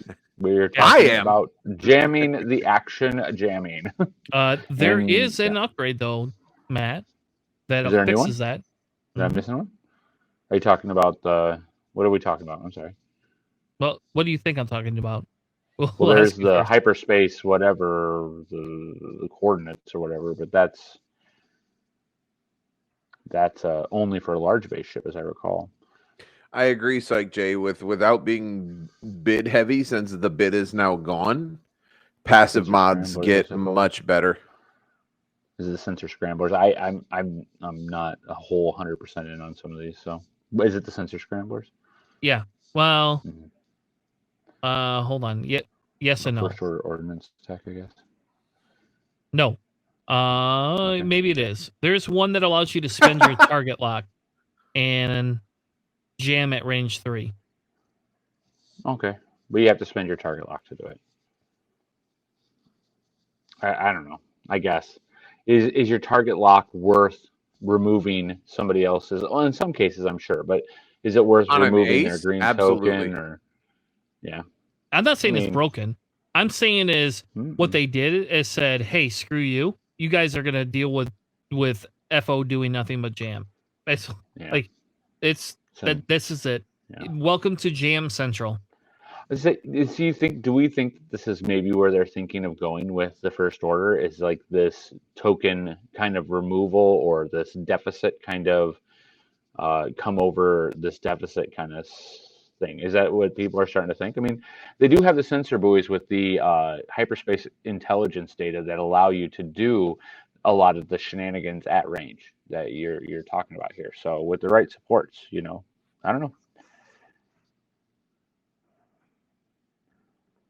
I don't know. I'll find the card name. I don't know. Maybe it is And you sensor can't jam scramblers. if you're stressed. No, What? that's true. You cannot. You can't do the jam action Psych if you're J stressed. says Yeah. any ship with a well-placed cargo chute can prevent the jam, and you can't take the jam if you're stressed. Well, good. Maybe we'll have a cargo shoot meta. Mm-hmm. He's talking. He's piggybacking on your Jedi there. That's spare parts, but yeah, cargo chute. Yeah. All right. You get what I'm saying. So the next ones, your Y wings come in between 31 and 40 points. Zori is the highest. Real quick, can we talk DT 798 and first order ordnance tech and sensor scramblies? Sure. We're in Yeah, first sorry. order, maybe. Yep. Yeah, no worries. I just figured maybe we should hit them up. Yep, go ahead. You lead it off. Which one do you want to talk about? I will just start DT 798. Let's do that one, just because it's first on the list, and I don't have the ability to bring them up. So at the start of engagement phase, you may choose one friendly ship in your fire arc. If you do, that ship gains 1 strain token. While you perform an attack, you may re-roll up to 1 die for each ship in the attack arc with 1 or more non-locked red or orange tokens. That's a lot of words. 5 points sounds right. It's so much I don't want to think about it. Just to make it higher in points, so I don't ever have to take it or worry about it. Anything with that much wording could always be a threat. Sorry, Chris. It's going to be good on Kylo in a jam meta. Yeah. So jams are a orange.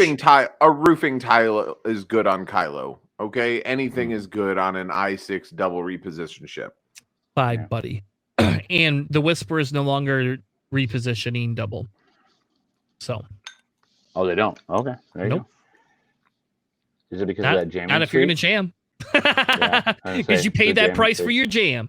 Okay, so I'm going to stop for a second and go back to the reason I'm pissed off is because the rumor has it is that those Whispers were not supposed to have a 0 cost jamming suite, and that they added the cost in there. I had Catherine actually confirm that for me this weekend, and so you want to talk that's why I'm pissed, and it's because I can't run.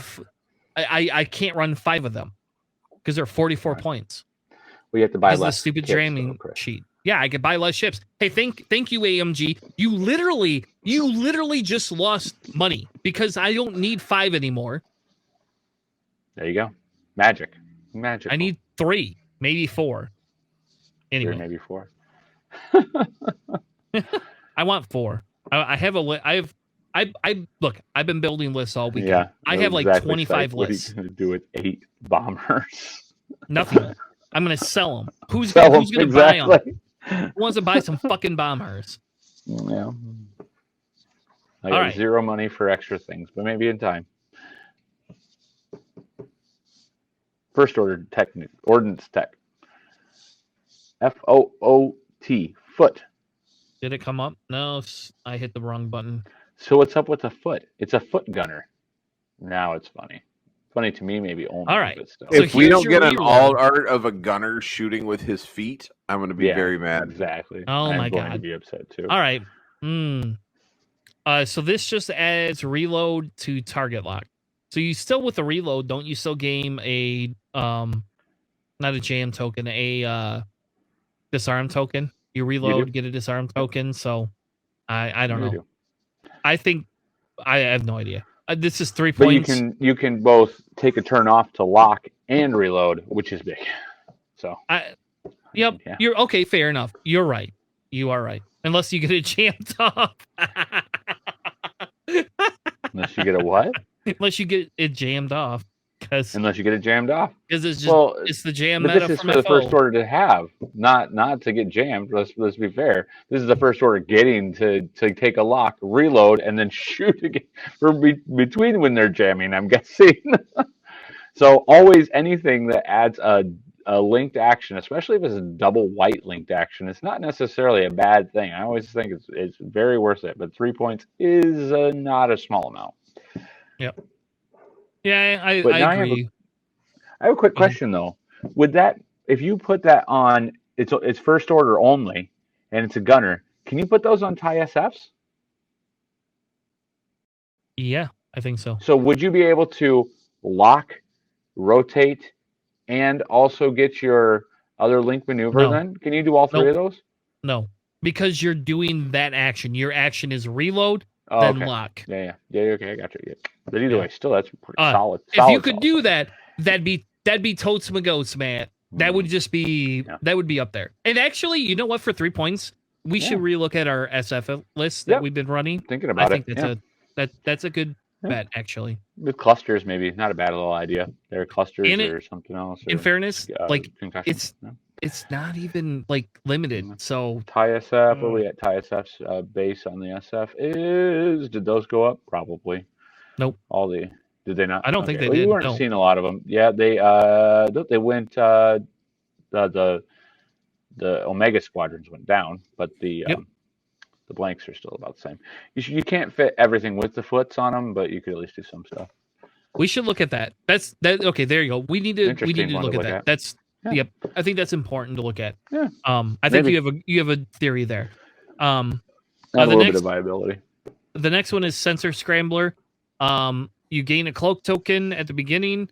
While you're cloaked, other ships can't take target locks on you. It's 1 point. You can choose to decloak, right? That's a thing, during right? system phase, you can choose to decloak. Okay. So when do you take this? You get this at the beginning of setup. You get your cloak token at the beginning of setup. Okay. And great for bombers. Solid for bombers. You can't put it on bombers. You can only put it on the Whisper and the Silencer. Right. I think for 1 point, if you need to fill a slot, this is worth it. 100%. Yeah, cool. Yeah. Gives you that one decloak surprise. Yep. And people can't take target locks on you. It's like a passive false transponder codes. Kind of, yeah. I like it. I technically have this on my Kylo, in my Kylo Whisper already, so it was kind of a staple. Because I don't like advanced optics, so I hate advanced optics. So for 5 points. But that's just my opinion. Yeah. All right. So we should do real quick resistance points. I think that's stapled onto Kylo Ren, especially in the Silencer, if anybody's curious, because then you basically get to choose your engagement at I-5. People can't lock you ahead of time. So basically you can decloak and attack, which is awesome. All right. So I guess maybe I don't know, do we so we're going to knock over to resistance and out of respect for John, I guess. How about that? We'll save resistance to next week since we're already an hour and 20 minutes. Out of respect to John, we're going to wait. Yeah, and maybe we'll get John on so that we can get some hot takes from John. So out of disrespect for John, I think that's probably no. Which I'm totally in on. I'm totally in on it. I think if we rub it in a little bit more, I think it'll be great. I mean, actually, we should create. So here's the thing. Maybe we should do that. You subscribe to the show, you get to fly Resistance against John on Thursday. A Death Ray, huh? I know how much he loves Death Ray. John's gonna kill me. He's gonna kill me. Yeah. No. All right. So, yep. Let's go into hot takes, and so again, I don't want to go over every point. We could get into more detail. If you have a burning question, let me know. We'll cover it next week. But I'm not going to spend. I don't want to spend 2 hours going through every single points change at this current time. A lot of them. Lots of them. There is. What we're gonna do is we're gonna kind of give a hot take on essentially what do we think was good, what's a great adjustment, something we're interested in, something we're worried about, what we hated, that type of thing. Did it break the game? And we're gonna start out with what we're excited about, what we thought was good, right? And I'm gonna read John's. I got John's opinion. So I'm gonna start with John, and then we're gonna move into Charles and then Matt, and then I'll give mine after that. And we're going to do just the what do we think was good to begin with, right? So John told me he thought there was a minor adjustment to swarms, giving Show taking care of that, a restricting the spacers, generic strikers, interceptors, all these swarms. He thought was good that they all got small hits. He likes the fact that they have mostly free configurations. We'll talk about that in a minute, because essentially what they did is took almost every configuration and made it free, and that's the Rebel A-wings, TIE defenders, interceptor sensitive controls, B-wings. That's a pretty big one. That's probably why John independent calculations. Independent calculations, which we'll talk about in a minute, because I have an amazing list I want to run against you. Actually, fuck it. That's against Matt. That's a Matt list. Yeah. Okay. And he likes that I5 and I6 largely got a points reduction, which again kind of fits with John's anti getting rid of the bid thing. John hated the fact they got rid of the bid. And so he likes that some of these I5s and I6s are being points reduced. And then obviously he's happy that Zam and Gleb went up. So who's next? I'll go next. I am happy as someone that is starting to branch out of my comfort zone here as of late. Normally, I was primarily a Scum player. If you saw me playing anything other than Scum, it was because I lost a bet or because it was due to some sort of list restriction. But seeing that almost the entire faction of the Republic went down in points. Like if you go look at the Republic points document, I believe it has more blue than any other points document in there. So I'm excited to build Republic lists to see what has changed, what opened up, and to see where it can go from there. For instance, I'd already looked at Marcel's list, which I played over the weekend when I was up there with you guys. Which was that Obi Ada with Annie in the N1 and Rick Olay in the N1. Because Obi can no longer run those additional, he can't run the auto blasters. It makes the crit bot kind of pointless. And you could start, muscling some things around in there, but you're still at 190 points out of the 200. So if you can start shaving away things that you don't have to have, like Daredevil on Rick and things like that, you can actually fit a 4th shot into there. And I'm actually kind of pretty excited to see what's going to happen with Republic and see if it gets more representation. Yep. Those V-wings and the configs going to 0-1 is pretty good. So, Matt. Yep. Yeah, for sure. All right. So actually, I didn't really had a chance to read other people's things. So it looks like I kind of matched up on John there. I was kind of excited to see that the generic ships went up. So, Swarm meta maybe not as viable. Kind of cool. We'll see. Will it play out? I don't know. I mean, it definitely makes them trickier to fit. And anything that makes a swarm with less Swiss Army, I mean, it does make it trickier. I mean, it's not completely gone. Obviously, it's not completely gone. You talk about a point or two, you're really not removing an entire meta, but it does make it harder to play. I'm very excited that they only did incremental changes, with the exception of a few spots that everybody really were like, oh yeah, we know that this is going to happen. Zam, great example. We knew there was going to be a balloon points on Zam.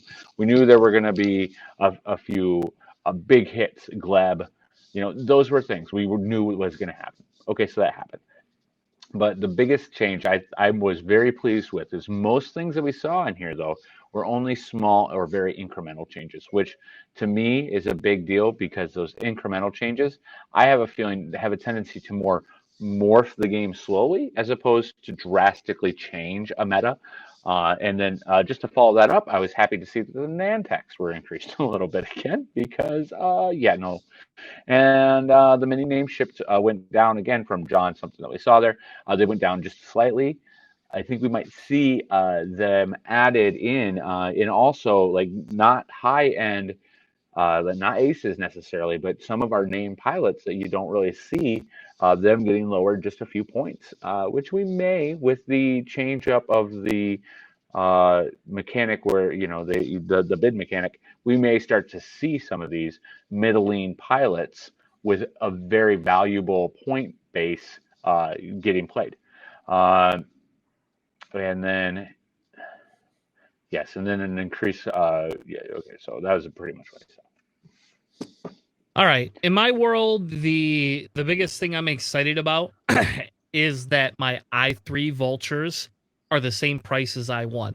I literally could build the exact same list and determine which style I want to play. 100%. Like, I cannot believe they are the same price. And everybody keeps I had a lot of shit for this. Like, everybody's like, why would you want I3 droids? Do you want to be able to move first and block? What about your other beef list? Tell me how many I1s are there anybody's running? Spacers? You're running spacers? Not anymore. Yeah, not anymore. Not anymore. Well, I think okay, I disagree with that. I think you are. It's just not going to be 8 of them. I still think spacers are viable, actually. And we all know Nicholas God it's Octocon will be back with something in GSP next week. It'll be there. Like, I'm not worried about that. So for me that's the most like amazing thing. I love that. Mm-hmm. I'm okay with the I1s going up 1 point. I don't care. Whatever. Go ahead. Merry Christmas. Mm-hmm. I get a free config now. And I think that's how it should have been freaking 8 months ago, because it just makes sense. Let me have my config, because you want to know how many times I made a mistake? And just not put the configuration on it. Yeah. Yeah. Because it allows me to tweak points, and it's BS. I'll tell you, as a Swarm player, it's bullshit. I should not be able to do that. So independent calcs is the second thing I'm excited is fuck for. You just took a 4-point upgrade and gave it to me for free. I can land on a rock, rotate, and take 2 calculate tokens for stress, rotate and clear my stress, and boom, Merry Christmas, everyone. I get 2 calculates. I could pass them off, or not pass them off, but I get to use 2, one on defense and one on offense. I'm so excited for that. But I have a list no longer for that too. Use the shared calculate feature. You're right. So I don't know. Yeah. I like the fact that I can now break them up into mini swarms and fly them around the board. That's cool. I like that. I was excited by Ty RB heavies going down in points. I like that. I do not like that they up sync laser cannons though. I hate that. But I like that the Ty B heavies have gone down in points, because that allows me to actually try to play with those points a little bit more. And you're right, Psych J. The Tri-Fighter is going down in points, plus free independent calculates makes those things a little bit, they're not viable before that. Trust me, I tried to run a mini swarm of them, kind of, and they just didn't work very well. They just pop. They go pop, pop, pop, and they're gone. They're just gone. I'm very happy Hera went up. I am so sick of seeing Hera. I'm super excited IG-88s are down, especially because I just got those ships, and I'm so excited to run them. No idea. I've been theory crafting 2 IGs plus another ship somehow. I've already been working through that. I love the IGs. I've been disappointed I've never been able to put them on the table, and finally I got my IGs to put on the table. I'm so excited to actually do that at my local. Unfortunately, this week I have a concert, so I can't do it tomorrow. But in 2 weeks, I'm going to be able to put them on my table. And I like the fact that the ADAs went down in price, because I think ADAs, they're overcosted. And I really genuinely think ADAs have always been overcosted. And I would like if Yoda would go down 2 or 3 more points. And then Yoda can become a staple of everybody's ship list. All right. So let's go on to changes we hated, something we're disappointed in, something like that. I'll start with John, and we'll kind of go around the room again. Oh, yeah, I'm very disappointed in Charles. 100%. Don't get me wrong. definitely disappointed in Charles. It's only because you left me hanging last night on my Ghost of Tsushima. 3 You didn't hours. show up till 1 o'clock in the morning. I did. I didn't get home. All right, so don't put that on me. I got to work at 8 a.m. I'm not staying up till 1 because you're out partying and then get home and decide you want to hang out. I was not partying. Let's be fair. What were you doing? I was at a bonfire having civil conversations and libations. Bonfire party? I'm just curious. No. Some people drink. I can't smoke weed right now anyway because I can't smoke weed right now. And I've been reducing my alcohol intake because I felt I was at an unhealthy level at different points. So I've noticed you've been sipping water after each sip of your whiskey this evening. It's been interesting. Unless it's moonshine. It's not. It's whiskey water. and then it's whiskey and then Everclear, right? I'm trying to go back to a little bit more healthy intake since we're going back in person again and we're able to do things more in public. And I don't. When I was by that's a whole different thing. Like we don't need to talk about personal. We got all personal there. We're getting all personal. Anyway, all right. So what did John hate? What did John? He does not like the jamming spree is pointed right into the whisper. I agree with him actually. So he really does not like that they took the gunner off Dash. He does not like that at all. He thinks that is a travesty. Those are really his only two hatred or disappointment. Next. All right, mine. Star Vipers are already not played, right? The most major thing that we saw was pre-COVID Star Vipers. You saw 4 generics in a list, and it was okay. It won Worlds, but I think that had more to do with Timo flying it than anything else. Outside of that, you don't see them. They're not played. So why are we making them worse? Let's take away their sensor slot. Let's for me, and I'll go on record. This is my opinion. This is not necessarily the opinion of the show, but to take a ship that is not being played and take away one of the tools that make it interesting to be played shows an absence of understanding when it comes to game mechanics on AMG's side. Not for game mechanics in a whole, but just specifically on X-Wing side.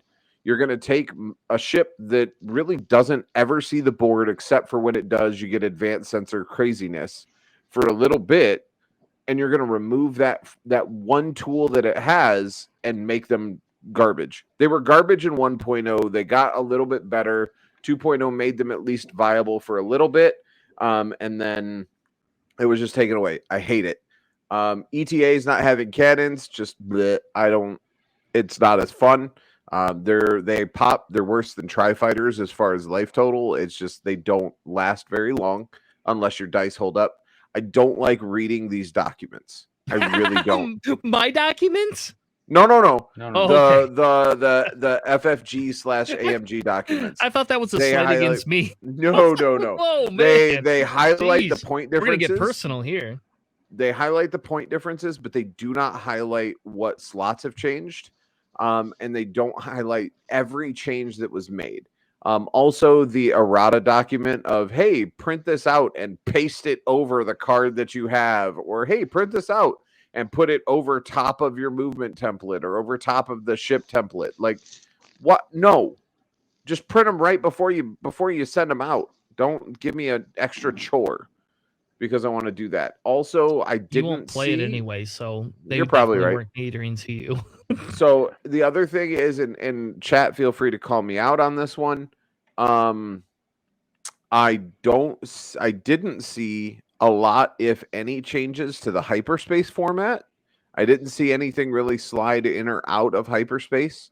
I was hoping that Scum would get a little more viability in hyperspace because we would get back. No, you can shake your head all you want, but I go ahead and look through there and see how many generic pilots we get for anything in hyperspace. We don't. It's named pilots only.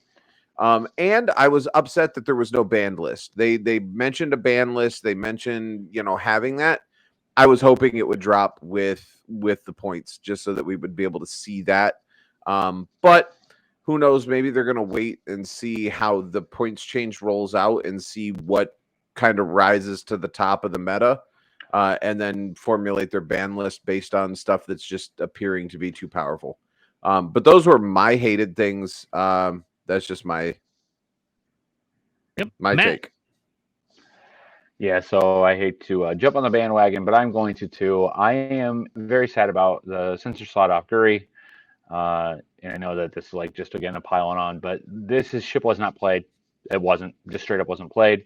In advanced sensors, Guri was hilarious, though, too many points and you wouldn't see it. So I think it took a fun piece that, though it didn't see a lot of play, when people played it, I think they really enjoyed playing it, and especially playing against John and Charles, especially, sorry, who really enjoyed actually playing in advanced sensors Guri. It took a piece of the game that he really enjoyed, even if he never won with it. He would play 130-point Guri on the board and loved the shit out of playing it. And I know that sounds sad, but it really is kind of weird. But just because I think it took a fun piece that wasn't playable really in a real competitive meta and took it away. And I think that's a mistake, just because it wasn't necessary. Ada lost the cannon slot. I agree. Again, it was an unnecessary change. I do know that they had the ultra crit on, but again, that was a lot of points. Maybe you could have adjusted it elsewhere, but whatever. I was a little sad to see that there was yet another increase, but I mean, chat may be able to bear this out a little bit better with me. Increase in configuration of the Delta 7. Again, configs for the Delta 7 increased. I know that there were some pilot decreases, but I think there was a net increase in cost for running the Delta 7 in CLT on a ship that, again, hasn't seen a lot of play. I mean, they are and can be effective, but again, it's a lot of pilot skill there. I've watched them get nuked. I've watched them play well. To watch those configurations increase yet again for ships that aren't being played, again, increases for things that aren't being played. That is where I think that we're starting to see some things. And again, another thing I just like, increase for some of the generics that are not seeing play. There are increases in this points drop just because they're generics. There were increases, and I get it. I hate playing swarms too, hate it, but I think it's a viable meta. And yeah, okay, we can increase some points here and there, and that's great. Like a point for the vultures. I agree with Chris. Making the configuration free, increasing the vulture a point, cool. Now that ship has a thing that people are going to do, and it's just going to be stapled on. And we know it. You never have to worry. It. Yep, which ship has it, which ship doesn't. You don't have to worry about it. Every single one of them has it, right? Because you always throw it in there. Granted, it's a point more, but still, okay, so you take away a tiny amount of their Swiss Army, but what you give them is the ability to land on every rock and all the debris. So, I mean, that kind of stuff I see, but when you're throwing points at generics that aren't being played, which I get, like they're coming down with some points here and up there, but I don't know. That to me was a little bit of a giving me pause. So that was mine. Yeah, I agree with Matt, and I agree on separatist stuff for once. That's crazy, but I agree with you. That's 100%. Things that I didn't like. So we'll just get this out of the way. Charles, the show officially states taking advanced sensors off of Guri is BS. There you go. So it's an official position of everybody in the show. I don't care what John says. I agree. Good, this John, is I don't. It's weird to me. It's just the weirdest. It's the weirdest thing. I don't like it. I didn't play Guri before, and I'll tell you what. The only time I ever hated playing against Guri was when you played advanced sensors outmaneuver. But once you learn how to play against it, it is not the boogeyman that people think it is. It's not Nantex. So here's the thing. I want to make it clear to anyone that watches this episode later in the future. I'm not against removing slots from ships. Just that one. I didn't cry when they took the crew slot off of Boba because Boba was broken with a crew slot. Right? I was not upset that they took that. It made sense why they took that. Boba was crushing the meta. Boba was overpowered with a crew slot. That change made sense. Taking a ship that nobody plays, that has never won a tournament ever, as far as I know, and please feel free to do some research and call me on that. They won Worlds. No, Star Viper won Worlds. Timo won with 4 generic Star Vipers. Okay. There was no Guri in that. It was just 4 generic Star Vipers. Yeah. Guri has not won anything. Not It's recently, a no. fun, kitschy ship. It is not. It is not efficient. It's very high costed to get it to the point where it's playable without having to worry about it just popping like a teenage zit. Making it worse to play when it already wasn't being played is like taking the Dallas Cowboys and making them worse. Like, nobody cares. It's the freaking Dallas Cowboys. They're terrible. Or the Lions. We're all from Michigan. Right. It's like taking the Lions and making them worse. Why? They're already one of the most terrible teams in the NFL. Why would we waste our time making them worse? Pile on the hate. Right. Now, I want to point one thing out, though. They didn't just take it from Gurry. They took it from All-Star Vipers. Yeah. But I get your point. Don't get... again, we are 100% in agreement here, man. Like, I don't understand it. To me, I agree with you. That shows lack of understanding in how the game is played. And it goes to show the fact that they relied on play testers too heavily for this, in my opinion. That's just my opinion. The other thing, one of the other big... So I have a few different ones. ETAs losing cannon slots, I don't like. You could have controlled crit bots by increasing the cost of that stupid droid or astromech. Nobody played except for on that. And, well, okay, I disagree. Charles played that a little bit in Scum, so he did. So other than Charles, you're not wrong. You nobody plays that stupid crit bot. And or marksmanship too. And yeah, you could do marksmanship. You can do auto blasters more than what they did. They only went up 1 point on auto blasters.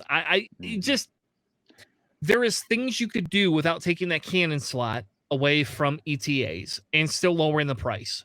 There's a lot of things you can do, and I disagree with how they handled that. The other thing I had a really big issue with is the jamming suite, right? We've already talked about it. I hate that. I think it's dumb. I'm aggressively against it, and I will argue till I'm dead about that point.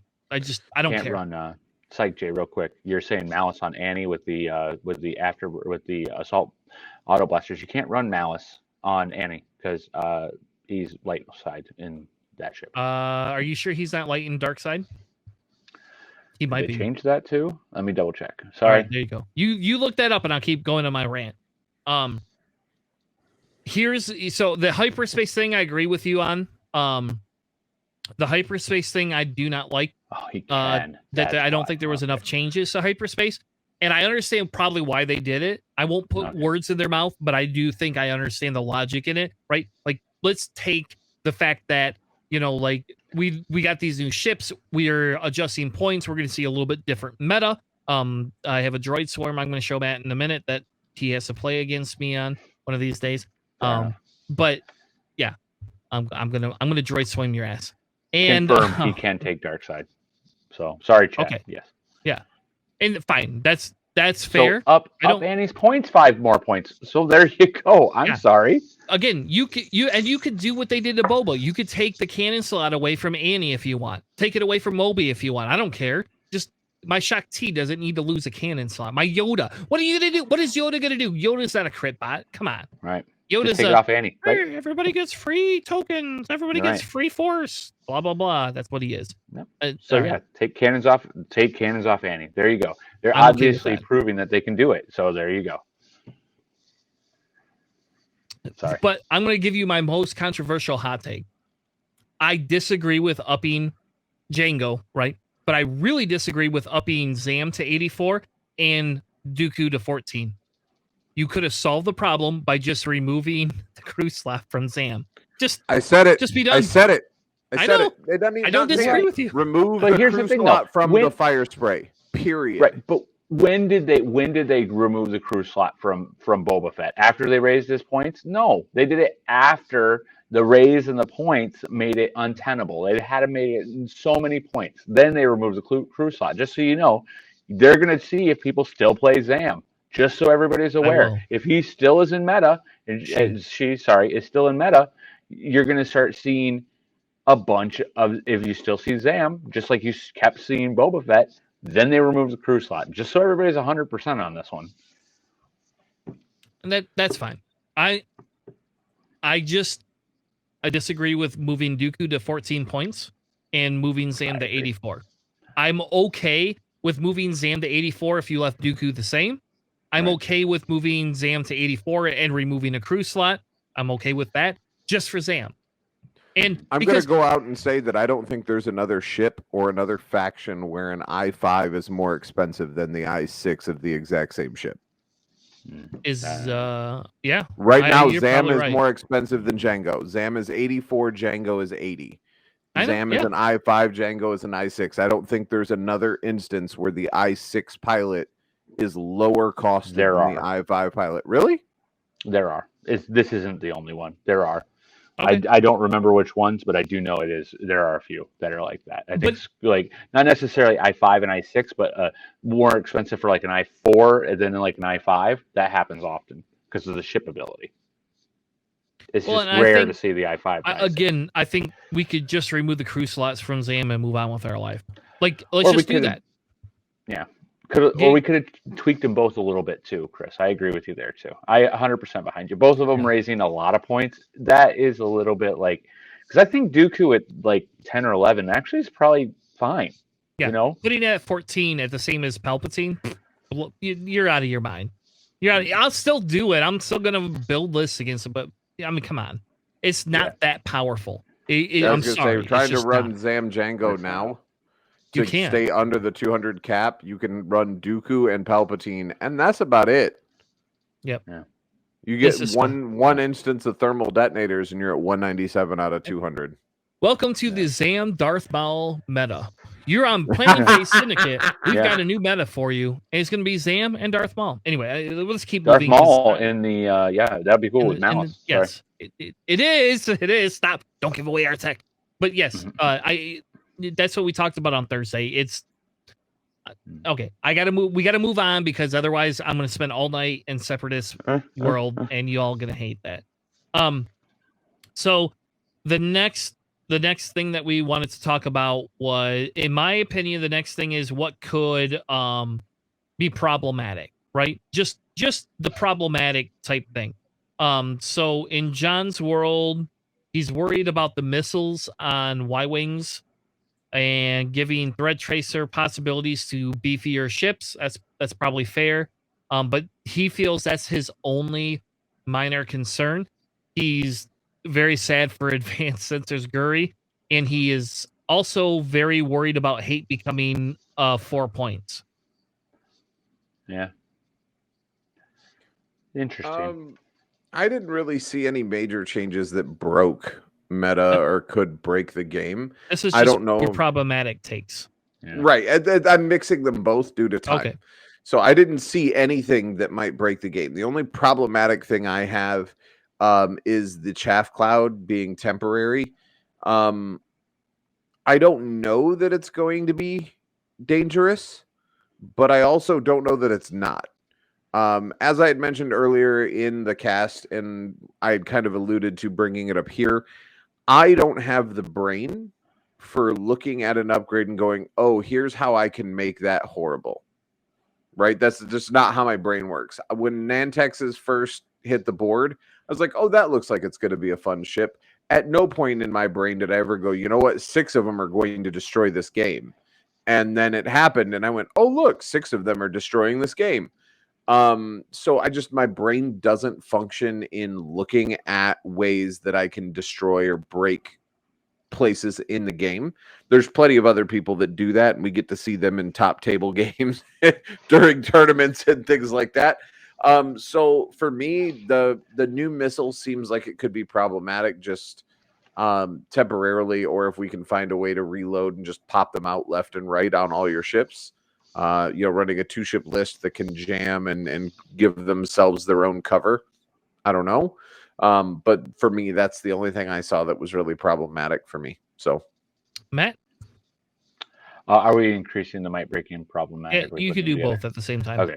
Yeah. Just so one of the things I thought might break, and I'm not sure, obviously, but I'm curious as we are starting to see lots of those mid-range pilots that are named decrease in points. And also with the changeover of the bid meta, I said, I think that this might have some impacts and repercussions that we haven't seen yet. So I'm curious to see If that is, again, I'm not saying it will. I'm just saying it's something that I'm curious about is the change of some of those. Problematic. I actually find that the configurations, which I think is good in some cases. I don't want to. I want to highlight this. Okay, 0 points for the configuration on the vultures. Totally agree. Cheaper points on some of the configurations of some of the other ships. Pretty cool. But free configurations on all ships, the Whisper, um, even the B-Wing, I feel like we might start seeing these ships always take these configurations as opposed to having that flexibility where they didn't necessarily take the configurations. And you're going to start seeing ships get pigeonholed into that's how they act. Like Chris already said, well, you're going to just strap on the jamming suite to the Whisper. That's always how we're going to see the Whisper, right? Was there a chance that we would have seen the Whisper in a different configuration? Sure. But now it's just No. highly likely you're going to run into it just this one thing, which is just jamming, right? So, right. And No, you Psych chassis up J. 20 points. Yeah, No. right. So, No, but Psych there you J. go, though. No. But that's an example, right? So this is a thing, though, right? What if they just increase the points of the Nantex 20 more points, right? And then just gave them free ensnare, right? Granted, it would make the ship a holy terror, but again, it's costly, very, very expensive, right? So I think that there might be some, and again, I'm not saying it's bad. I'm just saying it might be problematic. And I don't love that you're kind of going to start taking away some of the flexibility that configurations allowed. Now, not all of them are free, but some of the ones that are free, not necessarily complaining, but it might be problematic. One other thing that I was seeing too is the increase in the generic points of the ships, and then also decreasing some of the some of the costs of the support ships, right? So sinker swarms, like sinkers back down, but the ships that you'd run it with are up. So, it's just this really weird kind of duality the way they did it. So I'm not sure as to whether or not that'll be an issue, but it is something that I think might be problematic or something that we need to watch as we kind of go forward.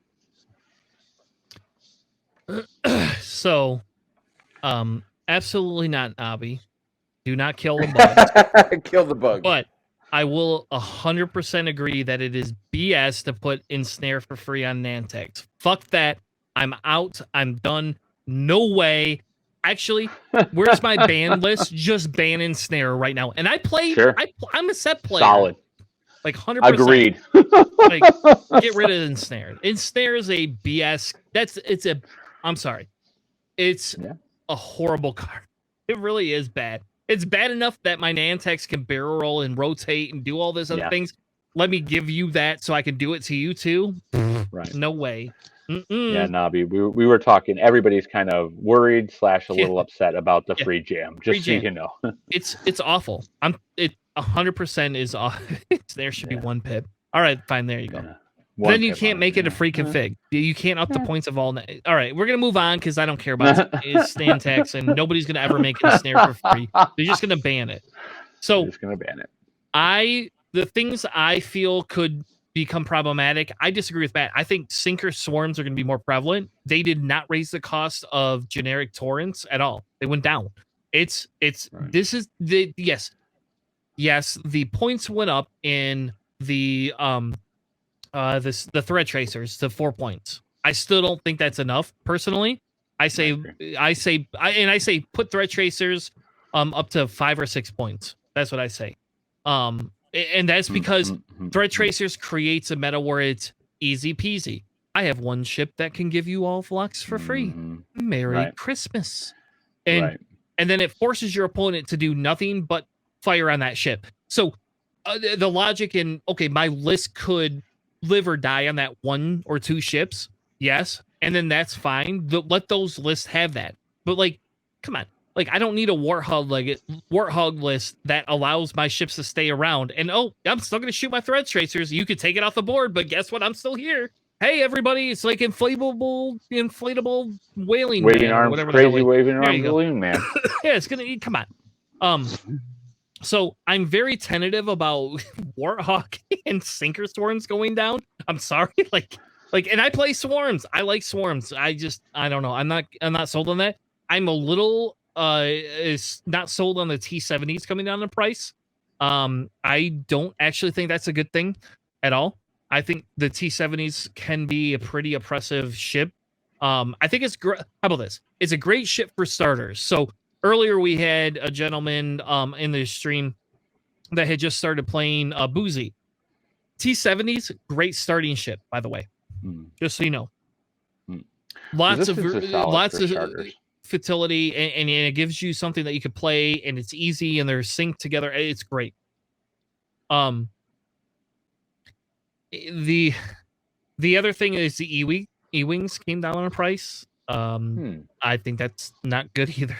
So I say get rid of E-Wings. I don't. How much did I they like come down playing them, but they did. Everybody but one E-Wing came down in price. Every one of them. And yes, just a little bit, or was it a pretty drastic? No, it was just a little bit. It's just a couple of points. Oh, the nave went down. Oh, okay. Yeah, that could be problematic. Yeah, I think that there is a possibility that it can. The thing I hate, the thing that I think can break the game, free configs, especially the jam config. They gave an extra text slot to the Whisper. They have a free config. I don't know, man. Like that's a problem to me. That's problematic. I'm okay with the droids getting it. I'm okay with sensitive controls. I'm okay with the A-Wings. Those things I think are logical. I don't think all of these things should be free. Elusive came down in points. Oh, they added a slot. Did you see that? I didn't see this, guys. Yeah. There's chat saying they added the sensor slot to the E-Wings. Oh. Yeah. That's also on my worry list. Yep. That's crazy. Yep. Now, on top of that, Elusive came down in points. And I don't care what anyone says. Elusive is a sleep on I love upgrade. Elusive. Yeah, I know you do. Love Elusive. You're the one that got me into it. So it's all Charles' Especially with that aggressor swarm you're talking about, Chris. The Elusive on those aggressors is great with the different because they have that one that has the Yes. Elusive coming on 1 point, I think it is extremely a big issue. I don't care. I don't. Oh yeah. I think it, especially with full transponder codes going up. But okay, so Elusive going down, in my opinion, is a problem. I've already said it, but Electro Chafe missiles at 4 points, that's going to be a problem. I'm sorry. Like I could take two of them. I think it's a problem. Yes, and you're right, Charles. Elusive is amazing. I don't disagree with you. It did not need to come down in points. Leave it where it's at. Yeah, Elusive was fine where it was. Hate, there might be an issue. Hate at 4 points is huge if you're a dark-sided horse user. That's going to be great. Yeah, hate going to be great on Maul. No brainer. Maul Django. Look, my Asajj got 5 points cheaper today or Thursday. 5 points cheaper. 5 points. That was a tough Holy ship crap. to begin with. Like, hate on Asajj is great. You either don't shoot her or you shoot her and I get my force back. Because she ain't that defensive. No. I don't know. I actually so I don't like the Channing suite, but I don't know. I like it. I just want to run my damn Whispers without it. I like to be controversial, folks. Yeah. I like it. You're gonna start seeing the hate infiltrator, just so you know. Hate Maul infiltrator. Yep. Now, real quick before we leave, this is the list I have for Matt. I'm gonna show everybody the list for Matt. This is my Matt list. Against me, or this is a ship I have to play? What are you saying? No, against you, bro. Okay, all right. 100%. This is my little bit of a revenge for winning the tournament, eh? No. This is the Matt hates separatist list. And this is my take because I love the fact that I can now have I3s, all with grappling structs, all with independent calculates, 3 with discords, 2 thread tracers, and 3 cluster missiles. So all 3 of them. You can run all 8 I3 vultures, is what you're saying? Yep. With toys? Yep. with toys. and land on They're rocks. 25 points each. I mean, so like that's like no surprise. Like right, like to me that's not even a shock, right? The fact Look- that you can run 8 ships with Such all of a- that, yeah, exactly. Like the fact that So- you can run that is not a surprise to me. Like No, I've this is said the AMG, same not thing. FFG. Huge difference. Different Yeah, company. but again, I'm going to They got rid of continue. It advanced doesn't matter sensors if on they Guri. change. ban after we fly it in a tournament. Doesn't matter. Wait till after we fly Yeah, it. then ban exactly. it. Right there, you go. But here's the thing, and I'm going to stick with it. Sorry, it's a dead horse or whatever, beating the same drum. I don't care. The thing about separatists is, and I know that it's like it's going to be part of the way they put the whole thing together, and I'm not necessarily, trying to I guess I'm not trying to like single them out or anything like that. But what I'm trying to say is because of how cheap some of their stuff is. And don't get me wrong, an individual vulture, absolute crap. Absolutely. I am not about to say that an individual vulture is very good because it isn't. Not really, Chris. Are you telling me one vulture is like some No, it's great bullshit. thing? No. No, they But suck. 8 of them is insane, right? And I get that, like, anyways. But my point is not that I don't really hate separatists. I know that Chris likes to say I hate them. I don't really hate them. What I dislike about separatists is that because they have such cheap items, they're allowed to do so many things with their ships and have so many ships that they become oppressive just because of how many tools they get with so many ships. And I know, and I'm not trying to, and if you pop 1 or you pop 2 or you pop 3, you've made like 75 points. Where they take one of your ships off the board, you could be 100 points down depending on what you're flying, right? So it's just that oppressiveness of having them. So you're right, that's a solid list. I don't see there's anything wrong with that. Oh, Yeah. Nobby, blow it out your ass. Just because A-Wings aren't as viable as they could be. I don't want to hear it. I don't want to hear it. know. You're a resistance player. I don't want to hear it. So I think if you put pips on the droids, maybe then disagree we'd too. start talking. Oh, of course you Well- do. I know you will. I disagree 100% with that. I will tell you, I don't know if this is broken yet. I will tell you, I'm not taking saying it independent is. calculate and giving me the option to either go network calculate or independent calculate on my swarms, that's big, dude. That's big. And Yeah. this, not just this ship. My tri-fighters have the same thing. I Okay, worry my- a little bit my about the tubs have the independent same thing. calculate on this. Because Yeah. that's one of the strengths of like so independent calculates. I know it's strong. I'm not trying to say that, but hear me out a second, right? So the strength of a swarm in this particular case is, let's say you do have one that bumps, right? And all the rest of them didn't. So You're right. that one can be singled out and still use the calculates of its friends behind him. Like he's not left behind. Now having the 2 calculates is very good. I'm not trying to say that either, but it not being able to use your buddy's calculates is I think a disadvantage, though getting 2 calculates of your own is a huge advantage. So I'm not sure it's super strong. It's something we'd have to play out, Chris. I'm curious. I think the combination of the I3 and the independent calculate is pretty big. I could break this up into 3 mini swarms, just so you know. 3 Discord missile mini swarms. And we don't even have ion missiles in here. They're cheaper. I could put ion missiles on these stupid ass things. Yeah. I could put ion missiles on droids. I could put you in place. Hey, by the way, here you go. Why don't you all just sit one place? I'll paper cut you to death. Come on. And so the reason why independent calculates with Discord missiles are great is because I could shoot a Discord missile and I still got to calculate to go. And so hear me out on the other side of this. So Matt, when I can share my network calculate, you're right. I cannot bump as easily and do it.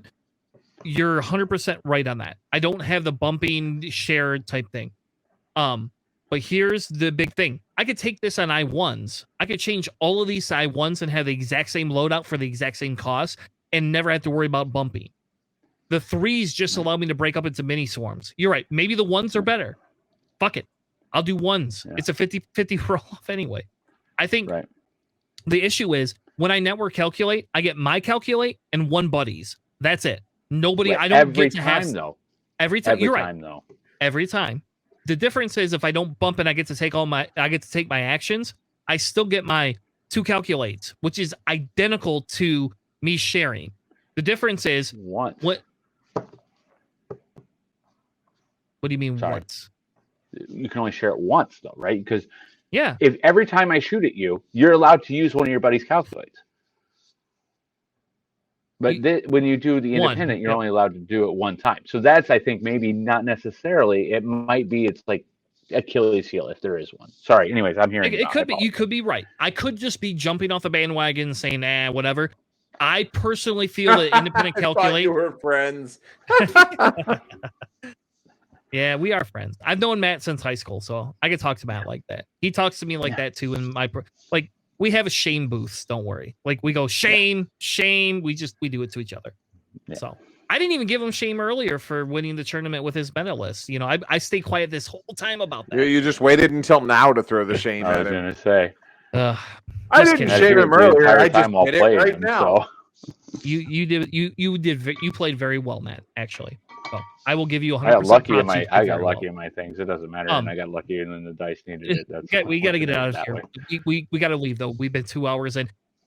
I don't know whether this is going to be the next meta list or this is viable. I think that giving free double calculate to a droid makes droids extremely more versatile, which I think lends to your argument like fuck droids. I really genuinely actually feel this independent calculate is 0.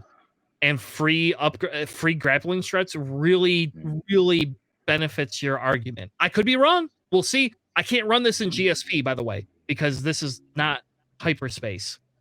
My hyperspace loses discords and clusters. But you can do ions. So. But I can do ions. You're right. Mm-hmm. Then you'd be talking about some craziness, though. Think about all the ions flying around. Actually, no, I don't think I can do ions either. I think ions are banned too. Oh, okay. Well, if ions are banned too, then you can't do that. Yeah. Okay. The cheapest one I can get is a freaking energy shell. Right. And I don't like those. And you're right, Navi. Navi's saying a single droid or 2 droids even, it's not necessarily bad because you do get a good filler. That's true. It does add that ability to be a filler, which I do find that having the ability to add it as a good filler is a good idea. And I think you're going to see that with the Tri-Fighters finally now too, which has not been a good ship on its own, but you really might see it, which I do like. I like parts of this. Don't get me wrong. It's not that. It's when you can just replicate and have so many tools in the list. I think it's where it starts to become trickier. So, and I always expect when I get across from it. Here's my take. Swarm has always been a thing. For anybody in this chat that's been playing since 1.0, swarms have always been a thing when they were available. There's been Z swarms, there's been TIE swarms, there's been swarms. But there was a trade-off, which, and Chris, I'm not dogging Separatists. They're fun to play. I've played them. I played Zam. Right? I enjoy playing them, but there is no trade-off. The trade-off in old days was if you wanted 8 ships, great, you got 8 ships. But that's all you got. You got 8 ships, period. There was no room for upgrades. You might fit a 1 or 2 point upgrade on each ship if you got lucky. But for the most part, that was it. With your droid swarm, you just demonstrated it's not ships or toys. It's ships and toys. Separatists are like the Richie Rich. They have all of the toys. Oh my god. They have all the toys and all of the power. I'm kidding. But I'm just saying, in the old days, swarm play was you traded off your upgrades in order to have more guns. Oh, and I want to just really quick jump into this. You also have to be Richie Rich to buy Separatist swarms. So anyways, go ahead. Oh, come on. You're full of shit. Oh, God. Boozy, if you want to get some more play in, man, and you want to learn more about the game, hit us up on our Discord. !Discord in the chat will give you the link to our Discord. And then join us on Thursday nights. Because we play games. The purpose is to help you learn the game, to help you be more comfortable in the game, and to be able to ask questions that you would feel maybe uncomfortable asking at a tournament setting, because we're not that. We are fun. We are here to help you learn. And if you need a different night, man, if Thursday nights don't work for you, if you need a different night, let us know in the Discord. Somebody is always available to be able to run a game with you. I'm available most evenings, as is Chris. And when Matt doesn't have his second business running, Matt is as well. But hit one of us up. We're always happy to play on TTT or TTS. Sorry, TTT is the tournament site. Right. But we are always happy to play games, man. We're always happy to help you learn, to be your When we're sounding available. board or your testing availability. Let us know. I'm always happy to sit down when I have the time. Also, a quick shout out if you haven't gotten it, which you might be new on this, I'm not sure. Tabletop Simulator, we call it TTS. It is available through not Amazon. What am I talking about? Steam Labs, and it has Steam rather, and it has the okay, good. All right, you got it. Never mind. So, but anybody who doesn't, TTS is Tabletop Simulator through Steam. It has a free mod. It's like $20, and it allows you to play some games online. So, anyways, there you go. All right, we're gonna sign off. I've ranted enough about how much Separatists are better than A-Wings, and you know, Okay, How bad so we Navi need is by comparison, we need right? Nabi A-Wings versus Chris Separatist. Hey, Catherine, Hello, thanks for Catherine. joining us. oh, you know what? Nabi and I have already had that. We've had that conversation. I think more than one time. So unfollow. Yeah, that's how that works. I'll teach you to piss off one of our Oh, people. Catherine even jumped in. No. Oh, all right. All right. Well, we'll see when my independent calculate droids take the world on. I disagree with you, Charles, on the 8 ships, and all right. So since I run the show, I'm going to take the last stance on this, and then we're going to end. And I get the last word, so you can go diddle yourself. I'm just saying is that when I played Destiny, there was different styles of decks and things you played. When I first joined X-Wing, one of the big things that I had an issue with was that it's like the styles of play were very similar. And I am excited to see where AMG takes this. And I'm not saying I want to see a bunch of like, I like these scenarios. Don't get me wrong. I do like that. But that's when I talk about, all the different styles of things. My big thing is like when I had decks that could burn you down, I had burn decks. I had, decks that were heavy aggro decks, different things like that. I like when we see these different things. Like that's why I like bombs. I love bombs in X-Wing because it varies that play style up. So for me, Separatist is a varied play style that you don't have in the other ones. And I think, yeah, they can become unbalanced at times. I think that we might have seen that actually happen this time. We'll see. And you know what? Hey, y'all want to run against some clankers on Thursdays? Whatever, man. Just join our Discord and sign up. I'll fly clankers against anybody. I don't care. So I'd love to see anybody take down Chris flying. You could all take me down. I love, especially because his last word contained Destiny. So I'm just saying.